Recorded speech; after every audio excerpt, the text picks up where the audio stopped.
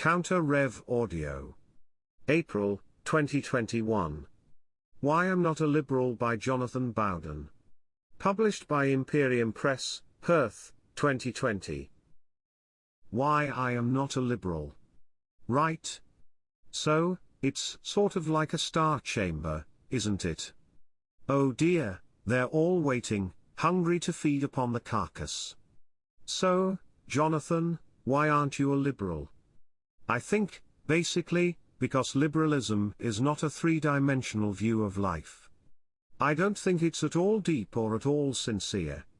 The real reason is quite personal, actually, because my mother died when I was 16, and was insane before she died, and it struck me that the ways in which people would talk about this and deal with anything profound or anything tragic or anything real or that punctures through the superficial mask that people wear about things in our society now, was so trivial and materialistic and silly that I couldn't go along with it. And so, my first views, even the liberal sort, were a reaction against the tendentious propositions that liberalism enfolds. Everything's material, all people are equal, all lives are equally important, tragedy is largely fictional, grin and bear it. Do you remember the Panglossian sort of attitude that you get in Voltaire's Candide? You know, everything's always for the best, and this sort of utterly trivial and, in one sense, irreligious attitude towards life just sort of nauseated and appalled me. I thought that there has to be something better than this. Many people who aren't liberals become communists, Marxists. You didn't feel drawn towards those ideologies? No, because I've always believed in human inequality. I believe human inequality is the basis of life, but also the basis of morality, because I believe inequality is a moral force. The real division between the left and right is not about people who support socialized medicine or even much more harsh measures, if you like, or divisive measures like ethnicity or abortion or whatever. The real division, philosophically, is those who believe that equality, enforced or otherwise, is a moral good, broadly the general left, and those who believe, and are often too frightened to say so, that inequality is a moral good, which is what the philosophical right really believes in. Even the most moderate centre-right figure, the John Majors of this world, talk about freedom, opportunity. If you have opportunity, you'll have inequality even in a Marxian system. So, although they're frightened to mention the I word, if you like, all rightist movements from the most moderate to the most radical, right across the spectrum, believe that inequality is inescapable, is a fact, has to be lived through, has to be dealt with, and is actually the way things should be. So, the idea that you can engineer society through radical shifts or change, so as to create more equality, is to me completely counter-propositional. I remember Trotsky once said, before he teamed up with Lenin again just prior to the Bolshevik coup, which is what it really was, that once socialism has been established, once there's a reign of equality for all at the level of material subsistence and beyond, education, health, and other matters, there will be a Goethe on every street corner, he said there will be a Kant on every street corner, there'll be a Strindberg on every corner. Notice all these more Gentile, Caucasian cultural heroes. There will be one of these on every street corner. That's utter nonsense. Genius like that is against the grain, is largely hated while it's alive, by many people, but revered after it's gone. These people are extraordinarily difficult for others to get a handle on while they actually exist. They're freaks of nature, sort of special needs the other way around. The idea that such an outcome could be pre-programmed by socially enforced engineering, that presses down upon the difference between people rather than seeks to exalt, is completely counter-propositional. So, the moral ideas that lie behind Marxism and socialism, left democratic socialism, left liberalism, and so on as you come in from the ultra-left to the center, never interested me. Anarchism or individualistic ideas sort of, in a Nietzschean way, would interest me a bit more, but the idea of the moral goodness of equality never interested me at all.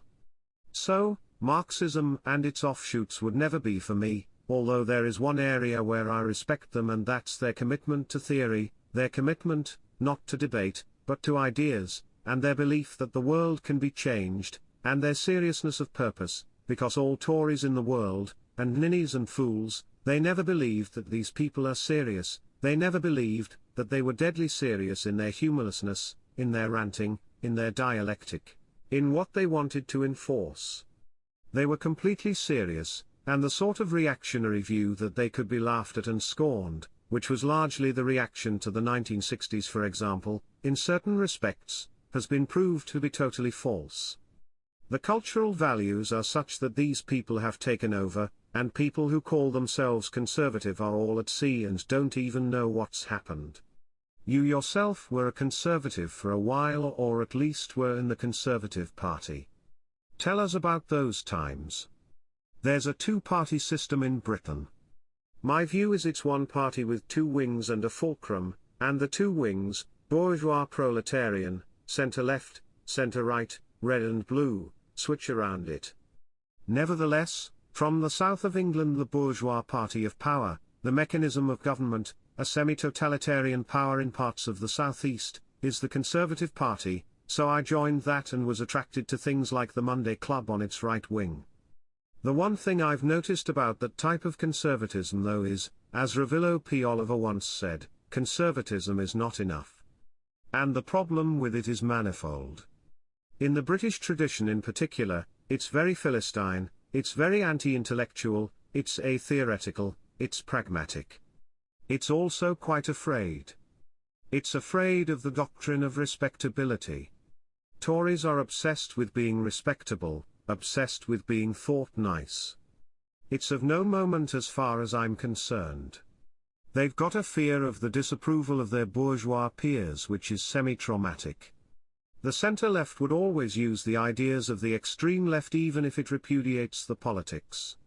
You can repudiate Leninism, and the ideas of utter ruthlessness and the ends justify the means, and yet at the same time you can believe in radical socialist postulates, whereas the moderate right is terrified, libertarianism aside, from using the ideas of the radical right.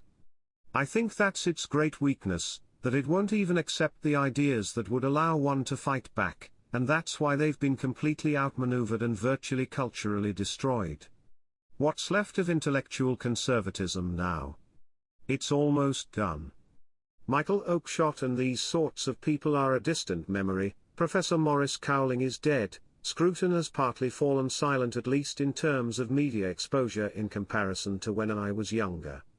Because, you see, if you were to confront this society now as a radical conservative, if such a thing is possible, you would have to use radical right ideas, and they won't go there. They won't touch them, and they're deeply frightened. Even if they put it in the form of Guillaume Fay, Alain de Benoist, or whatever. Even that is too much. What will inevitably follow is that certainly the realm with ideas they've gone now, in a confused way, just sort of collapsed into the general liberal slough, and more radical forces will have to represent the sorts of views that you would have expected them to uphold in the past. But maybe it was always a fallacy to believe that they would uphold them. Why have they not fought back?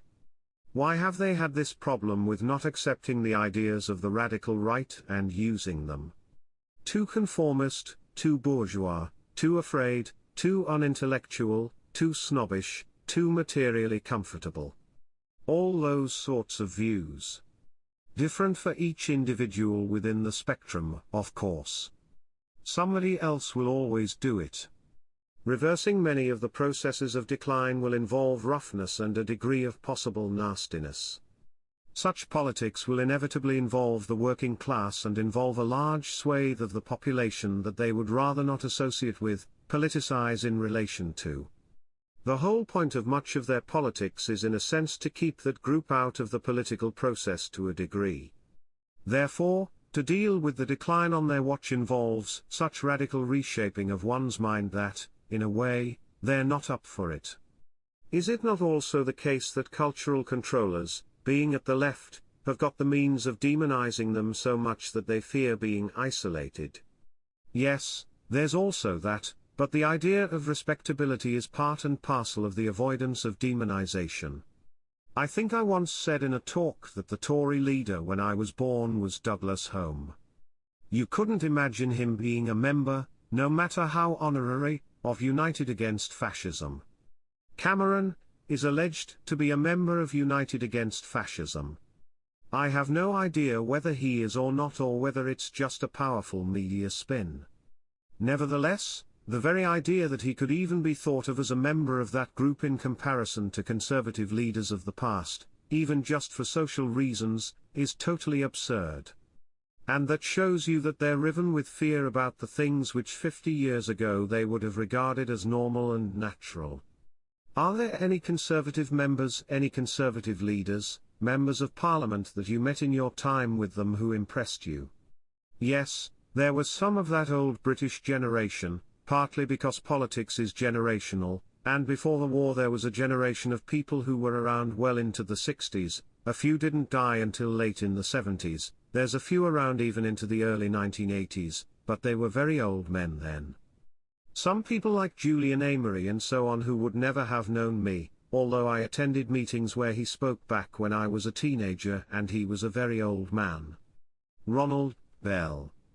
These sorts of people. Amery's an interesting man, related to Louis Amery, who wrote the 6-volume biography of Joseph Chamberlain. They were quite close to Enoch Powell. John Amery, of course, was hanged for treason at the end of the war and was a member of his family. He invited Giorgio Almirante when Almirante was the leader of the Italian social movement over to the Tory conference once. That caused a bit of a stir. So, that element was there, but it was a dying element. It was essentially anti-communist, and the Cold War was raging, so it's understandable. But they didn't want to think out of the box. Again, there's an absence of radicalism in the thinking, undue concern with respectability and being thought to be on the right side, the view that if capitalism triumphs everything will be all right, and the view that if Soviet communism was defeated everything would be all right. You can see why many would think that, but also as things have turned out those were very, very shallow views, and the world that they really believed in has disappeared, because they were not prepared to think more radically about the world that they were in and the fact that it was changing all around them even when they were still middle-aged to early old age and could still be mentally youthful. So, the death of conservatism is intellectual and moral death, whether the center-right here or Christian democracy in Europe or any intellectuality within the Republican Party in the United States. It's all part of a package. The center-right is bereft and valueless. If Cameron could be honestly debated with, if such a thing is possible, what does he actually stand for above spinning and being a Tory Blair and managing the decline a bit more efficaciously than Brown? What's your view of UKIP? Politically, it's quite important. Ideologically, I despise UKIP, but politically it's quite important because they've broken the middle-class bloc. For many conservative, middle-class, Southern English people in particular, voting UKIP is a radical gesture, and although many hardliners would sneer at that, for them it's a truth. To break away from the blue to the purple and yellow is not insignificant. UKIP's divided into two sections as far as I can see. A half of them are right-wing liberals who are libertarians, who are fanatically pro-market and pro-United States, who would like to leave the European Union, and join the North Atlantic Treaty Organization and would therefore really just swap one federation for another. Half of them are sympathetic to the far right, often in a sort of bourgeois way, but they are. So, I think it's half and half, and you ought to take the half that is. If you can break them off you will get more populist far-right Euro MPs, you will get much more influence, you will push further into the right flank of where the Tories were. You will also combine middle-class votes with working-class votes. So, they are part of the synthesis. How is that done? Could it be done? The middle class has to see people who are like themselves, and they will not vote for a working-class movement in my opinion. It's not so much that they want to see soft or reflexive or nice people, but they want to see people that they can identify with. My view is that as long as they're not seen to be insane, how radical they are is less important. European countries have a far-right tradition, respectable far-right tradition, but Britain does not have this. Why, in your opinion, is this so? I think there is such a tradition, but it's virtually got lost, and there was nothing really to continue it. In France, you have this range of intellectuals in a very radical environment. Don't forget, these people either collaborated during the war with Vichy or did not. They were rather pure nationalists like Marosse, who stayed in his house, and even the resistance couldn't guillotine him at the end of the war because he detested the Germans and didn't collaborate. But most of them did collaborate, and Robert Brasilich was guillotined for collaborating, and Drieu La Rochelle committed suicide for collaborating, and so on. But the intellectual tradition in France survived partly because of a greater degree of intellectual radicalism. You have a culture that teaches philosophy from the age of 6, whereas most British people would be pushed to tell you what philosophy was. Therefore, there's a degree to which you're dealing with a different sort of culturalization. You also have extreme leftists become extreme rightists in a way that's very rare in Britain. It's not an anti-intellectual or Philistine culture at all. It's just that it has a different attitude towards intellectuality. It privatized it a long time ago. Intellectuals do what they do over there in this little zone, and as long as they don't cause trouble, you can almost have as much freedom of speech as you want. All of these laws that have been passed to prevent freedom of speech, if you put things in an abstract way, no one can touch you. But the masses don't even know what you're talking about, and so you just talk to tiny little groups on your own. But that's the definition of British intellectuality.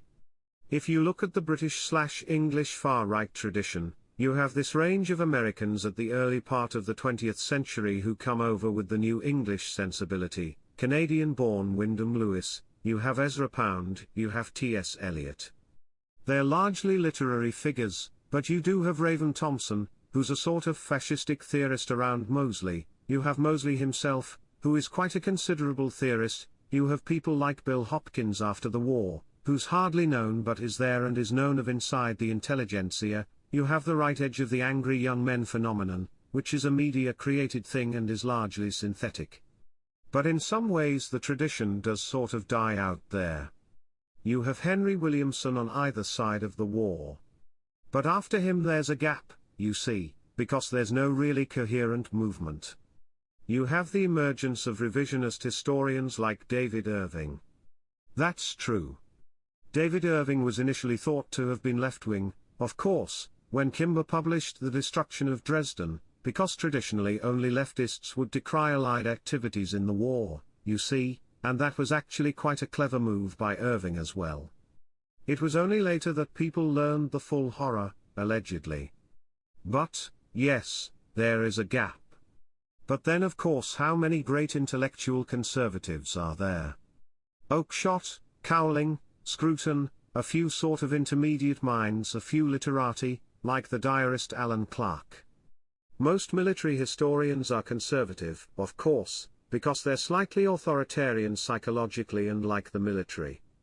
Even a moderate figure like Max Hastings, who's made extensive work of Irving's researches, of course, although that's not that widely known. But there are enough people. It's not many, admittedly. You'd fill about a shelf in terms of books, but not many. But there is an intellectual tradition here. If there had been a lively discourse of that sort on the edge of the Conservative Party, there'd probably have been more. But many of them have hidden, they've denied what their views really were, or they've gone from communism to clubland reaction like Kingsley Amis, who begins as a leftist and ends as a bit of a clubbable bore, really, whiskey in hand, sort of Daily Mail rantings at the end. But intellectually I don't think that's very important. It's a change of mind. I remember John Brain, the famous author from the 50s, wrote a pamphlet called From the Communist Party to the Monday Club, .1, and the Monday Club used to sell it. It was one of the pamphlets that I bought from them when I joined it as a very young man. From the Communist Party to the Monday Club. You see, it's a sort of, it's something, but it's not quite enough. It's almost symptomatic of the fact that Brain had made it, a penniless writer makes it from the north of England. No, It's not enough. I put it down to fear and the jaundiced palsy of conservatism. Conservatives are deeply decent people on one level, but they're afraid, terribly afraid, and of what they're not quite sure, but they know that they're afraid enough not to wish to be unrespectable. So, of course, the next question is, why aren't you yourself afraid? I don't know. You'll have to do genetic tests. But probably because I'm too extreme, because I've got radical attitudes. There's an intensely conservative side to me, but I'm probably a bohemian.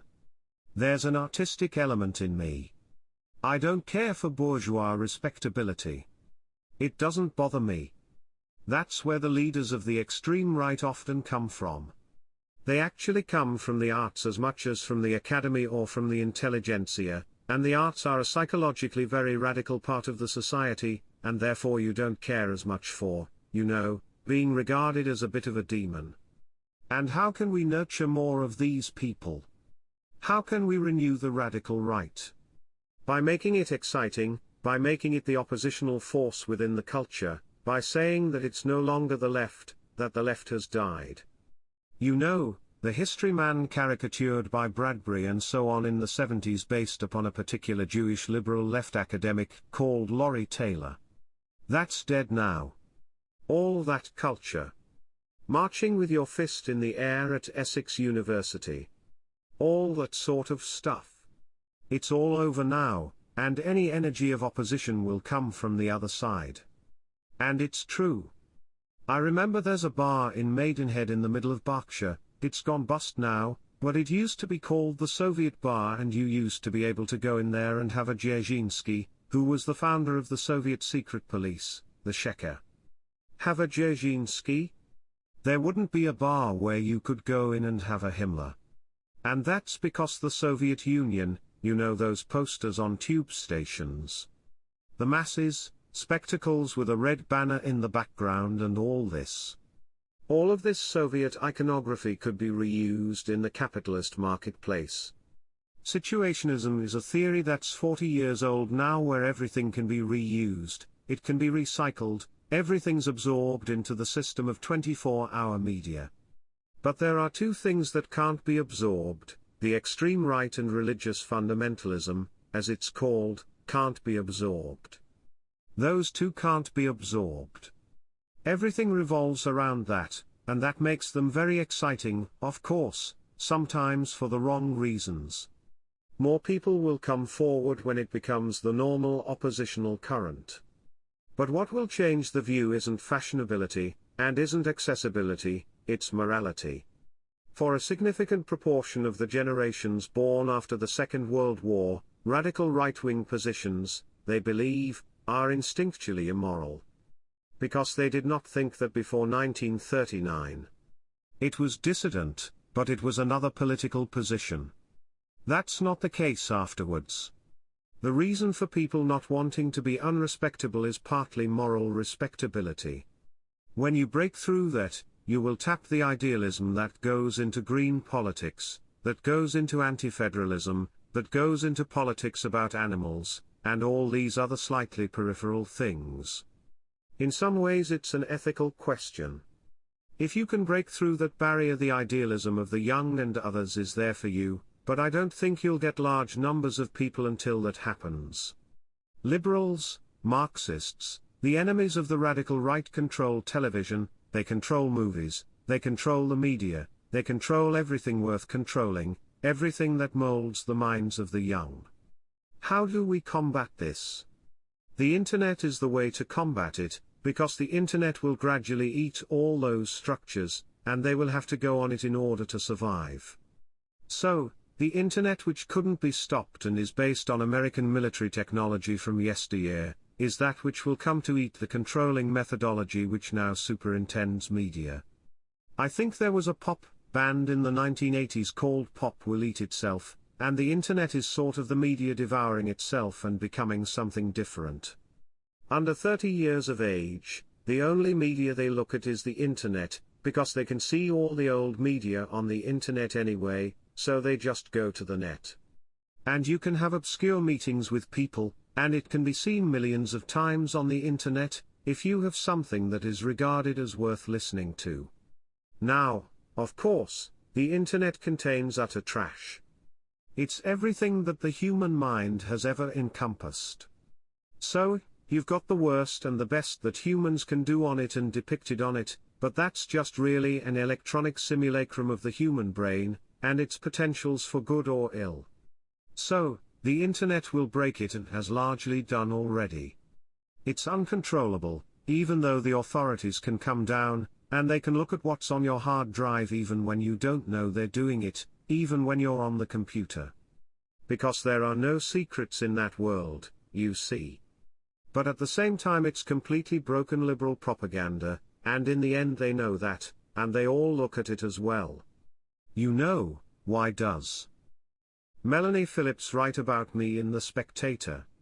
Because she knows. Because The Spectator is never going to employ me to write for them, not now anyway, but she knows. Although there was a chance maybe if I had taken a different course, if I had began the process of lying from an early stage, which in order to become a major Tory you have to do. When the management committee says are you in favor of the death penalty? You've got to say no to get to the next stage. And then they say are you in favor of further EU integration? And you say well, you know, I'd rather keep sovereignty here. And the old ladies on the committee, the Madame Defarges of the Shires, will nod, you know, but already you're temporizing, you're sort of playing the game, you're moving inside, you're always saying what the listener wants to hear so you can go on to the next stage, because if you don't you'll be excluded. What's the point of trying to be included if you behave as to make yourself excluded? What about ethnic politics? Would you say politics is ethnic? No. Yes, I remember someone on the extreme right once said that they didn't think I was a racist. Well, that's odd, isn't it? Because that's the worst thing you can be called in the contemporary liberal society.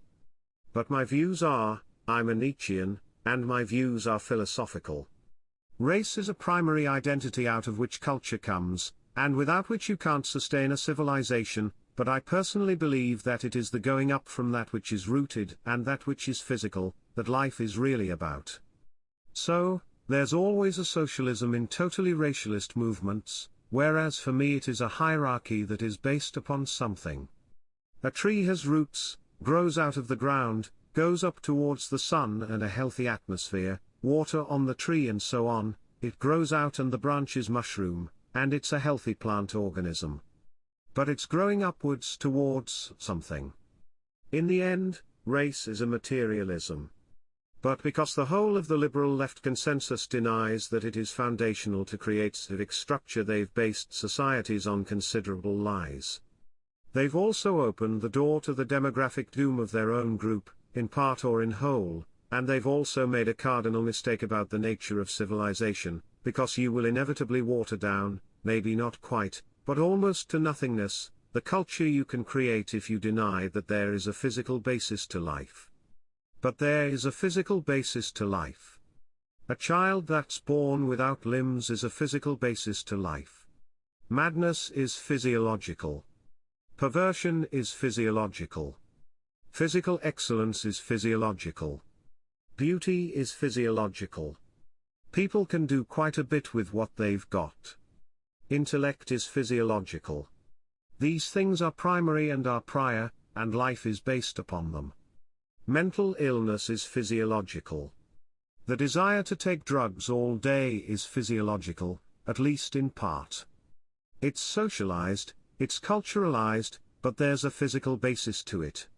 So, to deny that there's a physical basis biologically to the very nature of your own state and society, is to render yourself in an impossible position. Contemporary Western leaders believe with Obama that you can have a sort of post-racial civilization. You can have an attenuated society of groups that are partly broken down, particularly around the edges, and that always minimize and deny the strength and self-assertiveness of their own cultures, if you deny the primal ethnicity that lies underneath it. So, everyone can agree just not to differ too much so that there won't be conflict, but that's not a civilization. That's just a group-based society where people paddle along and hope to avoid getting in trouble. If current trends continue in Britain, Europe and the world, where do you see society 30 to 40 years from now? Where? Here, just in Britain, or more generally? Here in Britain and then more generally. Well, I've always said that it will be the end point if there is an end point, and that's a debate. I don't necessarily believe life has an end point. It certainly has a start, and it has an end in death. Social death is more difficult to determine. Nevertheless, in 40 years on present trends, if nothing is done at all to reverse things, well, we'll have gone down with a whimper, basically. We will be a tiny proportion, ethnically and racially, of this society. Liberal mores will have taken over to such a degree that large parts of the intermediate social structures, such as the family and so on, will have completely collapsed, and there will be total and utter atomization, and individuals will sort of be alone and bereft. I don't think though that it can go much further. I think the liberal curve has stopped and is negotiating its recession. But the point is, can other forces emerge to push it back further? Everyone's managing their own decline. I think liberalism is beginning to manage the nature of its own decline as we speak. The point is what replaces it, and deep down that is a matter in many ways of courage. A lot of the problems that face us are ethical really. Do people have the courage to do things? Can they step out of their own lives? British people have been very heroic when their establishments order them to be. They find it very difficult to self-start. They find it very difficult to stand out. They find it very difficult to stand alone, particularly when they've caught social disapproval or cultural disapproval or ideological disapproval. There seems to be a great individual heroism in our group, but there seems to be an element of moral timidity and extreme conservatism and conformity, and people are traumatized by liberal ideas and feel that they can't stand against them. It's what political correctness is. It's just a grammar that polices people in their own mind. Most people can't get out of that, and until you break that down, other forces won't emerge. Many people would like to vote for the far right but are frightened even of voting for it. They fear that in some way they are sullied, or someone will come for them, or they will lose their job, or people they know won't like them, and so on. Do you think that as the far right get more votes, more people elected, that they will be able to shift politics more to the radical right? Oh yes, there's no doubt about that. It is a process. Cultural dynamic is a form of energy. There was a philosopher 2,500 years ago called Heraclitus who believed everything was based upon forms of fire, as he called it, energy. The Zoroastrian system, an old Aryan system, is partly based upon that sort of principle. The more you push in one direction, the more you get. The moderate left leads to a less moderate left and leads to an even less moderate left and pushes it out. Although you have to will the thing to go on a bit, and there are people who want to stick like in a card game with what they've got. But there is a fearsomeness to events, and the truth is that when a very moderate and rather messy populist party, say, of purported extremism bursts through and makes hay and gets big votes, everything changes. Everything changes, and everyone starts adapting to it, and people start changing their positions around it, and spaces open up even for potentialities which would be regarded as worse from a liberal point of view. So, yes, it's a matter of energy. And there will be a few dissentient liberals who believe that perhaps a moderate far-right party could be acclimatized to represent the dwindling proportion of indigenous persons and maybe negotiate their travel through the present multicultural stage. There are some who begin to think in those terms. They're regarded as backsliders in the present situation, but that logic leads to other logics, of course. It's the logic of Sinn Féin. Once they were ruthless terrorists that no one could dare speak to, and their voices would be spoken by actors on the radio. But by intermediate stages, it's taken my lifetime, they are now in government, and yet in a sense they haven't got what they wanted, even though they do have power of a sort. And now Ireland is part of the European Union, the Lisbon Treaty is ruling over Ireland, so Sinn Féin have really broken away from Britain and they've ended up with something just as bad. What's your view of the European Union? Well, it is an old adage in life that people often get the opposite of what they want, and no matter how much they strive for the reverse of it.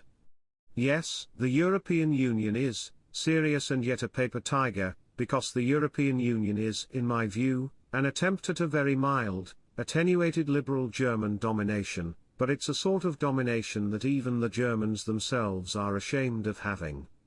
Germany is the most powerful country on the continent, and power dominates. It's morally efficacious for them to be the strongest country in Europe, but the Germans are so defeated morally and mentally and so full of self-hatred and funk that the best they can do is this attenuated customs union writ large, with its own currency which is really the Deutschmark again. So, although many UKIP and anti-federalists see the EU as this great tyrannous engine of oppression, I think of it as a weak, bloated bureaucracy that would actually blow over if kicked really hard. It's true that it may morph into something more aggressive if there is a major challenge to liberalism within the nation-states of the Union. I think that's true, but I think the EU is a paper tiger. You know, the German parliament passes a law that their own troops can't fight in Afghanistan. So, they go out to northern Afghanistan, and they're in the north there where there is no Taliban, because they're in the south. And the German warrior tradition is one of the elite warrior traditions of European civilization. Those troops would be excellent troops, of course, if push came to shove. But Germany is basically too morally broken to allow its own men to fight. I think that's the sort of logic of the EU. They could have chosen Blair, a sassy, mendacious liar and actor, as a president of a new Europe. And instead they choose two bureaucrats who are the lowest common denominator of all the inherent countries who no one's ever heard of. So, it's a timidity. The reason that America and the Soviet Union dominated post-war Europe is because Europe was broken by the bloodbath of the 20th century. Morally broken as well. It's not just physical loss, the ethical loss, fear and funk.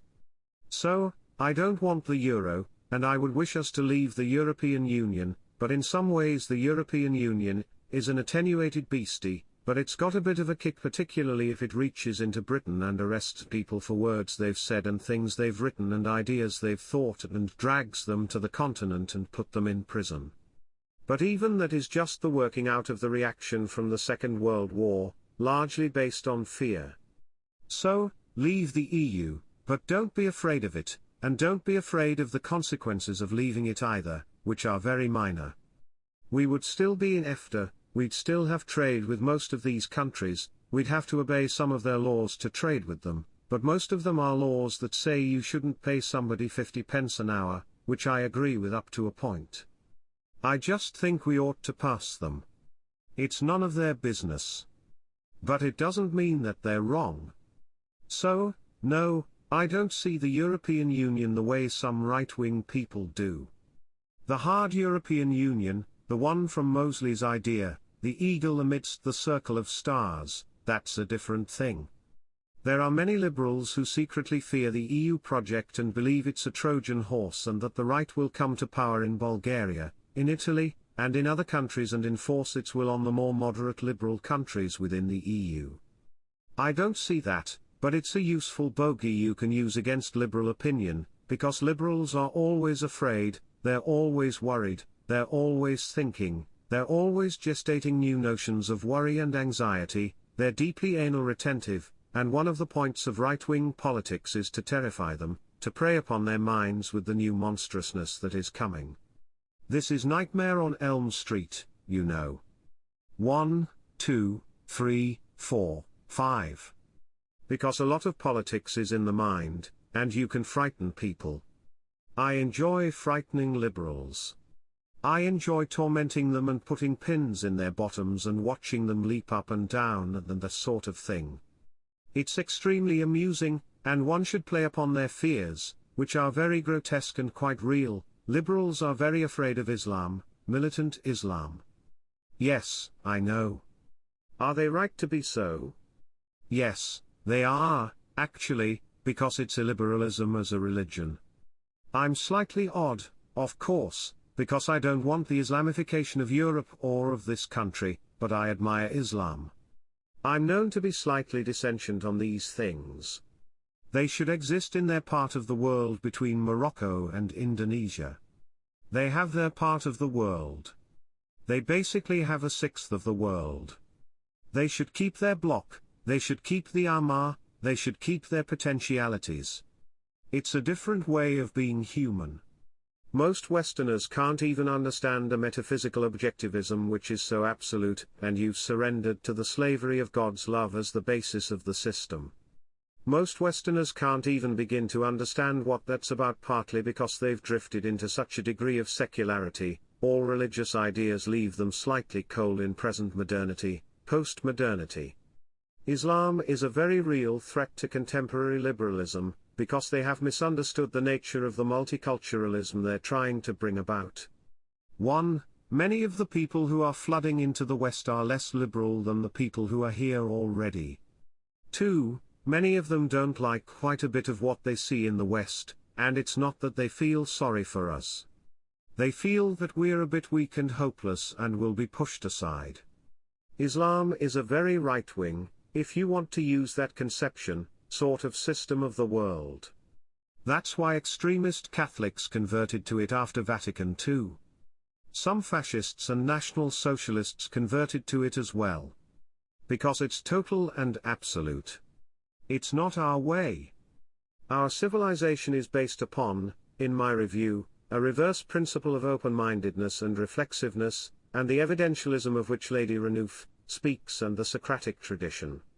I see Western civilization as primarily, but not exclusively, Greco-Roman, primarily in the discourse it uses to think about itself. We begin with the view that there are certain absolutes and certain truths, but we are slightly less certain of what they are, and we wish to test them through life, struggle, evidence, and so forth. That doesn't mean that there are no truths. It doesn't mean that there aren't things that stand outside life. What's happened is we've become confused about our own ideas as a civilization, and that's made us autumnal. We're now in danger from other groups because we're hesitant and have lost the convictions which the West has been traditionally based upon. Islam's not really a threat to us, because it can't conquer the West from inside. This is my view. It can conquer the West from outside, physically through violence, through demographic shift, through militant propagandization. But the West is based upon a contrary civilizational ethic, and therefore it can't conquer in here. If you notice, virtually no indigenous people, apart from radical extremists and outsiders, have any interest in it at all. It doesn't attract Westerners. It doesn't attract the Western mind.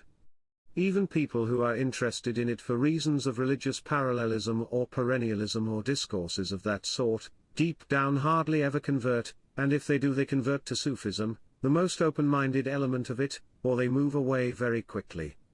So, it can't come from the inside. It can only conquer from the outside. But, of course, if people are weak and broken down and somebody's stronger than them, they can hold a gun over them. That is true. You mentioned Islam from the Maghreb to Indonesia, and many Western, or so-called Western, politicians have a sort of dual loyalty to a certain country in the Middle East, which used to be called Palestine. That's right. Yes. How would you regard the Islamic challenge to this part of the world? Well, I think on that issue from their point of view, which is not the same as our point of view, this is the point, you see. You can understand another's position, but you don't share it. Liberalism has thought about these relativities, you see. I feel your pain so much I want to stand in your place. Well, no one would really do that in relation to us. But that's a logical position. I mean, the Islamic condemnation and or the Arab nationalist and sort of persons of color attitudes towards Israel is completely legitimate, because it's a terrorist state which has seized Palestinian land and held it by force.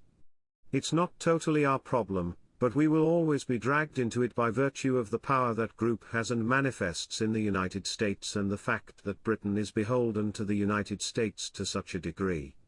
Michael Portillo virtually said in the 1990s when he was defense minister under the Tories, "We have no foreign policy. It's dictated to us by the United States." This means we are drawn endlessly into their firefights and their micro-wars and their just about to go major wars in the Middle East and further afield, all of which, in an attenuated way, are done in order to make that state safe. However, that state is armed with nuclear weapons and is determined to tough it out and fight it out if there's no other option. So, it's a very difficult proposition, and the trouble is that liberals have made a mess of things. They have mixed everything together. There could be a benign outcome, there could be a middling and confused outcome, and there could be a terrible outcome for many, many people as yet unborn. And we don't really know. Don't forget, when Obama came to power, the CIA who got many, many things wrong including weapons of mass destruction in the destroyed country of Iraq, but then again they may have known that these theses were incorrect from the very beginning, told Obama that there would be a nuclear war, that means a nuclear exchange, in the Middle East in the next 25 years. And they don't get everything wrong, because they predicted the war between Georgia and the new Russia under Putin and Medvedev a year before it happened. Now, it's only an intelligence report, and they produce these reports all the time. Russia had a war game recently in which Poland and the Czech Republic were annihilated. So, governments and states do these things all the time. But there is a real civilizational flashpoint there, a tectonic plate flashpoint between the peoples and cultures of the world, and Israel is there forcing the flashpoint as a charger. My view is that the West should decouple from Israel. They have their own destiny. They should do what they want. My view, ultimately, is the view of Islamic radicals in reverse. That they leave the West, that they build Islam in the Ummah. But there's a price to pay there for us, and that is that we leave the Middle East, we leave trying to meddle, we leave trying to seize their oil, we leave intervening in their countries, we leave overthrowing groups in their countries that we don't like. It's not our business. We're in a post-imperial world now. And we throw Israel over, and we say that Israel is not our concern. People will put it in different ways and people will say they're not really anti but they wish to be neutral and so on, but the consequence is the same. We move back and there's a separation. Deep down, many Muslims want a separation. They want a world of blocks, because they sort of realize that they might conquer the West in certain demographic terms, although many worry that Muslims will secularize under Western influence. Western ideological power is very severe, and the West is very weak, but incredibly highly armed. Bush took down Saddam's regime in 10 days, and it was one of the most ferocious governments in the Third World. Never forget the power the West can unleash. Leaders even like Nick Griffin are not liberals. If they had power they would use it in certain circumstances. Blair once said that we are going to war in relation to Iraq and these other matters because if we don't, and we don't protect Western societies even in their present constitutedness, others will come behind us who do not share our values, and they will do it for the masses. He's talking about what he would call non-humanist forms of opinion, by which he means certain well-known political tendencies, about which liberals think all the time. They never stop thinking about these tendencies, because they are their inverse, you see. Do you think there will be a war with Iran? Israel-Iran? America-Iran? One doesn't know. It's difficult to predict. There are tendencies both ways. I think if there was going to be a really devastating first strike it would have happened under Bush. Ashkenazi lobbies in the United States never trusted Obama, don't really want it, didn't really want him to be president, wanted Hillary Clinton to be president. She was really their candidate. She promised a devastating attack upon Iran if Israel ever experienced a first strike. Iran is still quite a way off a nuclear weapon. My understanding is they've hidden their nuclear sites in 56 or 57 places. Many of them are under schools, many of them are under hospitals, many of them are under mountains. My view is that they will probably be able to develop fissionable material for a warhead each year from now on, but Mossad is said to believe they won't be able to weaponize it until at least 2015. That's a window of 5 to 6 years. One doesn't know. If Israel is to hit them, they will have to refuel in the air. They will not take the risk of their pilots having to bail out across the Middle East, where they will be hunted down and killed by whatever Arab country they come down over. America will have to refuel them, which means we'll have to basically allow the strike to take place. Russia has sold Iran a lot of very advanced kit, which they can use to hit the Israelis if they attack them in the air. Iran is basically on the cusp of developing a large number of missiles that can hit all the American bases in Iraq and in Afghanistan. If Iran orders the Shia to rise against the American forces inside Iraq, there will be utter chaos, and the Shia are loyal to them, not to anyone else. Americans have achieved the exact opposite of what they wanted in the Iraqi adventure. They've extended the Shia Caliphate from Tehran to the borders of Israel, and that's exactly the reverse of what they wanted. Yet another example of people get the worst of what they want. What we have to do is try to decouple ourselves from third world revenges, particularly against this state in the Middle East, that don't really concern us and that we could be dragged down into the welter and tail end of in a way that's totally counter-propositional, and not really in our interests at all. So, if we decouple ourselves from Israel, how will the very influential Jewish minority in Britain, particularly in the United States?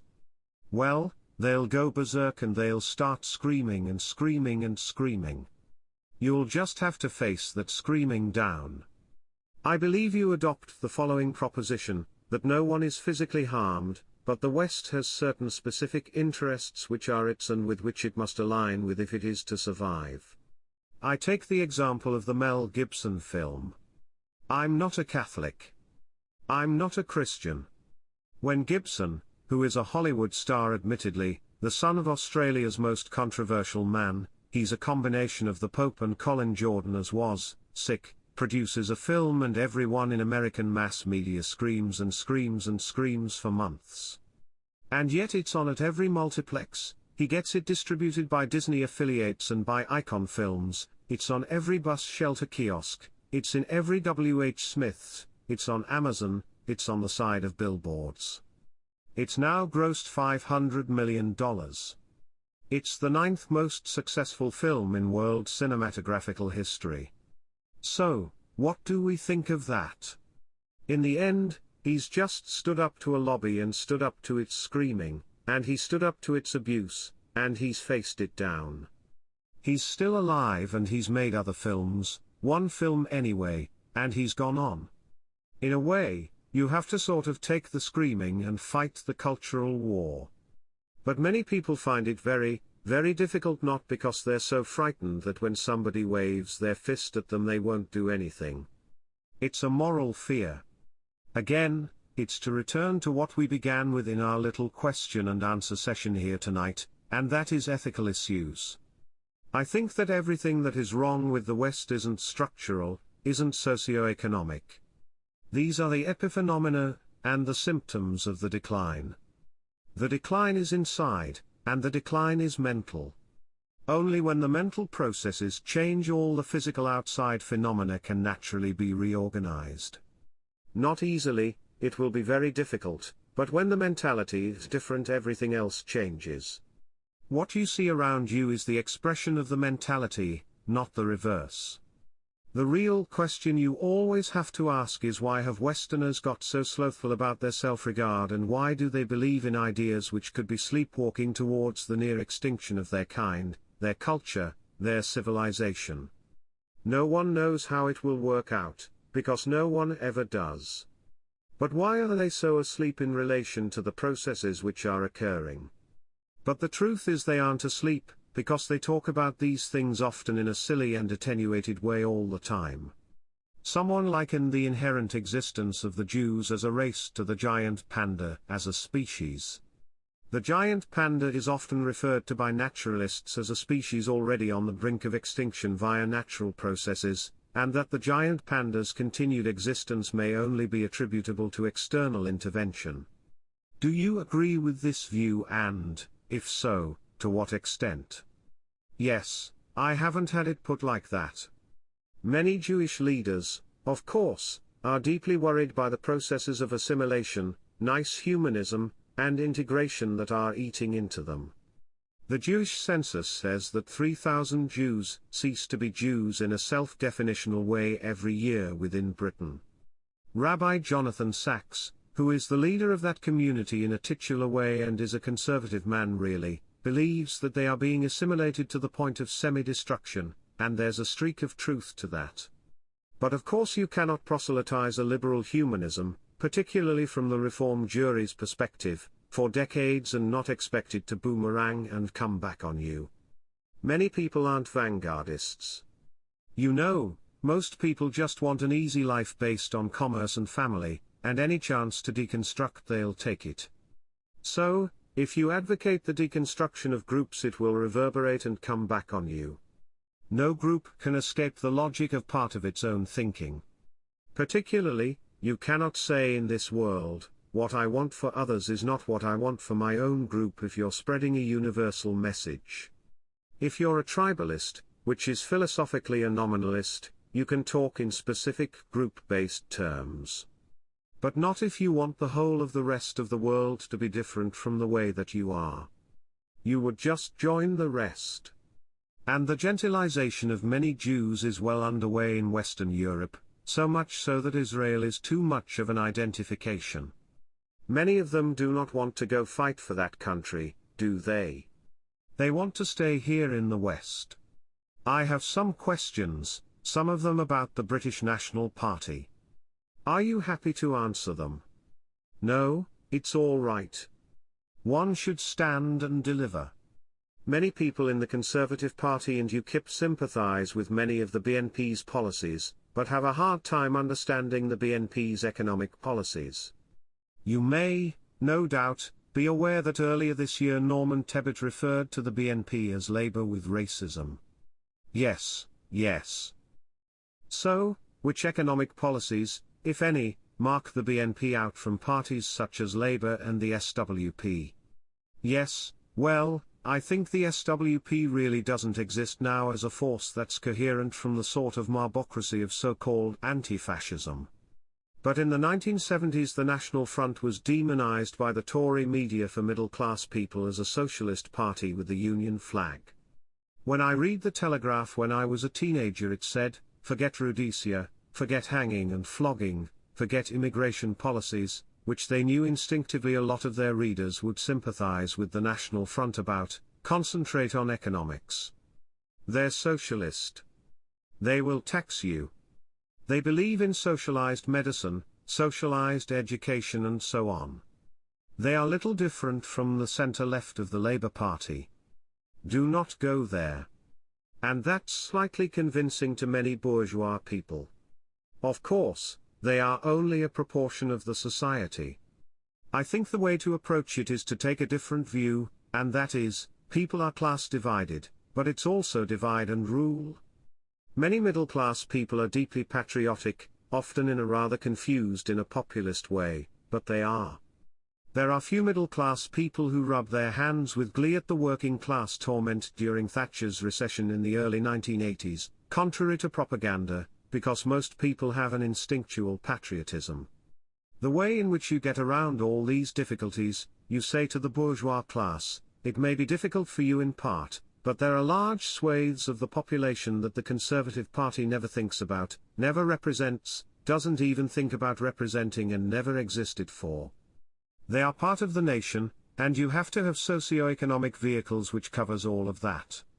However, the difference from the socialism of the left in terms of the sociality of the right is that the moral premise is different. The left believes the enforcement of equality through social engineering, as a result of deficit financing and other measures, is good, whereas the right believes it's either incidental, occasionally necessary, but bad if it leads to undue equality.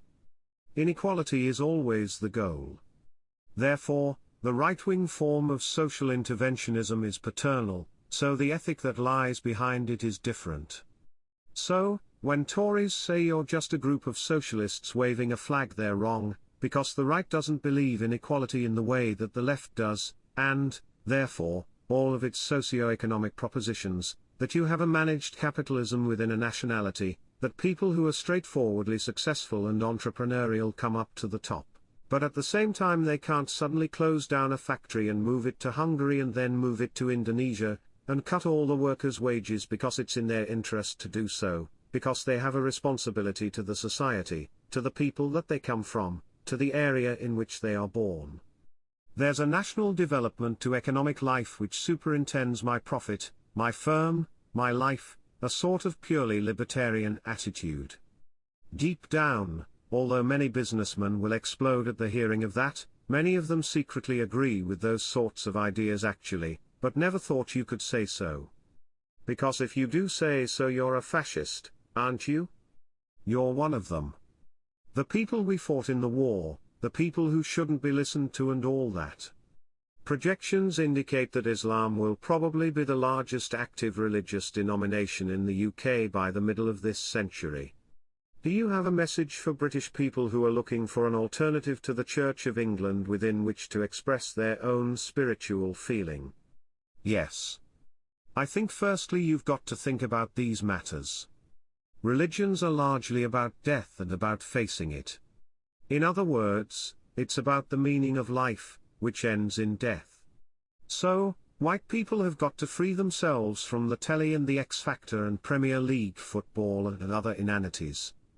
And many of them do, because they all have lives, they all have tragedies, they all have dilemmas. We certainly are in a philosophically vapid phase because we've privatized our belief systems, and we've said that people can believe in it in your own home, in your own skull, but there's no social and cultural ramification. Rowan Williams is in Rome at the moment, and does not speak for England. And I'm not talking here about some silly point about the fact that he's partly Welsh. He doesn't speak for anyone other than his own attenuated bureaucracy. That's also partly the fault of the English and British. These high important problems with which these systems deal are important. I believe that people can be as Christian as they want culturally, but they should be ethically pagan. They should look at the Greco-Roman and Nordic world. They should learn more about their history, culture, and civilization. They should be less dualist. They should adopt stronger and more articulate formulations that will mentally toughen them up a little bit. All of these things are available. The philosophers who advocate many of these things, Schopenhauer, a little bit, Kierkegaard, yes and no, Nietzsche, very much, they're all in Waterstones. They're not secret. They're not banned. They're not hidden away. If you want it you can go and find it, but it's got to exist in you first. Given the way in which neoconservative and Israeli policies have exacerbated social polarization of the West to the point where the inherent structural weaknesses of a multiracial society have been arguably exposed sooner than they would have otherwise, would it not, in a perverse way, be correct in saying such policies are helpful to the rise of the radical right in Europe? Yes, I think that's true. But liberalism's based upon a false view. It's partly based upon the Pelagian heresy within Christianity that man is naturally good, when man is not. Go to any liberal history book in a modern library, and get it out for a half an hour, and you will realize that human beings have more than an unpleasant side. So, the belief that enormous numbers of people can come from all over the world and can mix together happily because we are all really the same, and there are human criteria, we all are human, but there are important perspectival and situational and experiential and even physical differences which lead people to perceive the world differently and want different things. Many people do just want a quiet life, but their vanguards that give them the identity in the first place, will inevitably tend into conflict because they want to maximize the strength of their own partial way of seeing things. The idea that you can be on everyone's side and yet be yourself simultaneously isn't true. You can understand many other positions. That is true. And the irony is that many liberal humanists don't really like the people that they protest to adore, because they all want them to become Westerners. They want them to lose their identity, and they want the West to merge in with them, and there are subtle forms of racism and racialism in the liberal agenda that every African can become British. What about his own identity? What about his own tribal identity, which is for them the national identity, the primary biological sense of belonging? What does it mean to be a Vambo or to be Kra if you're just stuffed into some state in South London? The idea that they adore these people and they want only the best for them isn't really true. There's also the patriotism of the immigrants themselves. If I was born in another group, I would want to be in my own country and do something for that and build that up and see that that achieves something more. So, the finger can be pointed at all these people who see rich pickings in the West and just want to come in. But yes, liberalism is speeding up the process, because its view of human nature is wrong. Human nature has a loving and sympathetic side, but it also has an avaricious and competitive and aggressive side, and they have not computed that properly. To what extent do you agree with this statement? If you change a people, you change the culture, which in time will change their laws and the ethics that govern that culture. Yes, I think that's a factual statement, and this means that, contrary to what many conservatives believe, that it's all a bit of an accident what's going on now, there is a deliberative and intentional element to it. Many liberals do not see it in those terms and do not view the world in those terms. I'm slightly paradoxical, of course, because most right-wing people are very prone to seeing the world in those terms, because I am a Nietzschean, and I slightly view the world in a more dynamic sort of way, a more energy-based way. But there is a logic to the processes ongoing even in their semi-chaos, and liberalism is a chaotic system. But there's only so much dissonance that any ideology can meaningfully contain. I think we're reaching the point of maximum stretch now. The assimilation into Western modernity of groups which are totally non-Western and completely pre-modern is causing enormous tension to the degree that the whole project faces a degree of even moral collapse.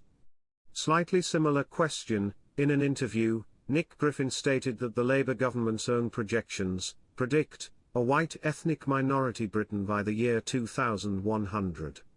Do you agree with this statement and, if so, why?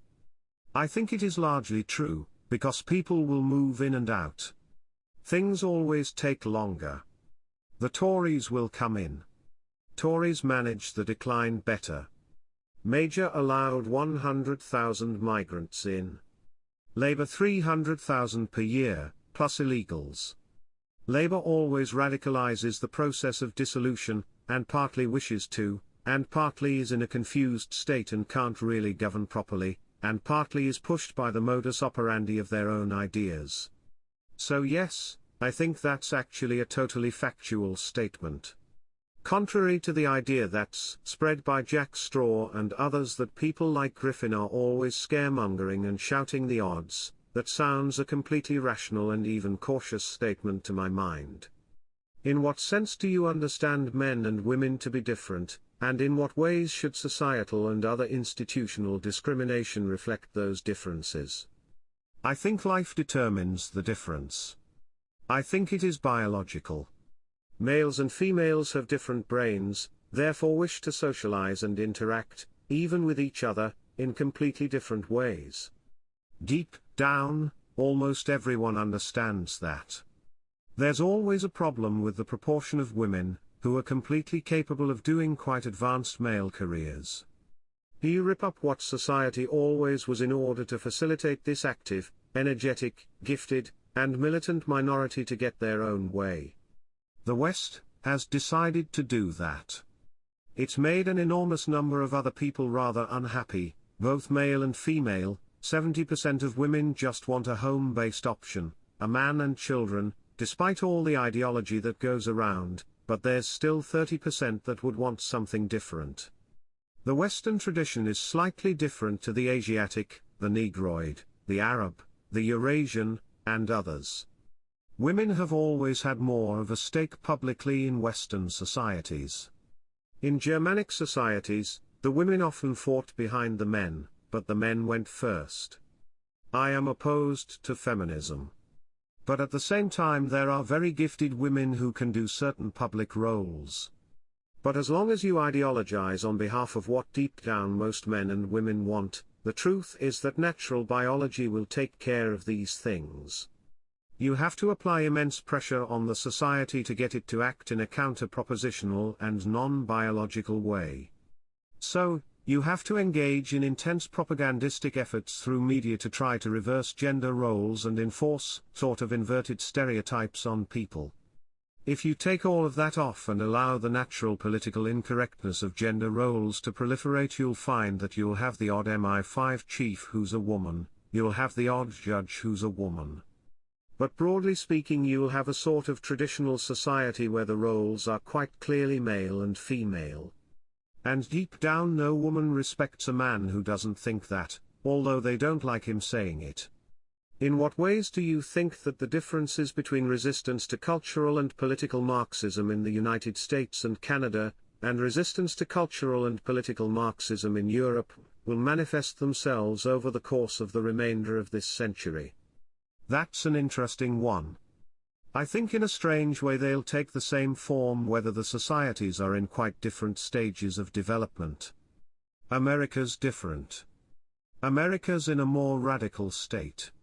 It's further into decline, but there's bigger space. There's more chance of a sort of moral rightist resurgence there. There's a lot of energy there. Europe's quite tired, I think, and needs to wake up quite quickly, but can. Yes, that's an interesting one. I think the great difficulty in America is a third political force.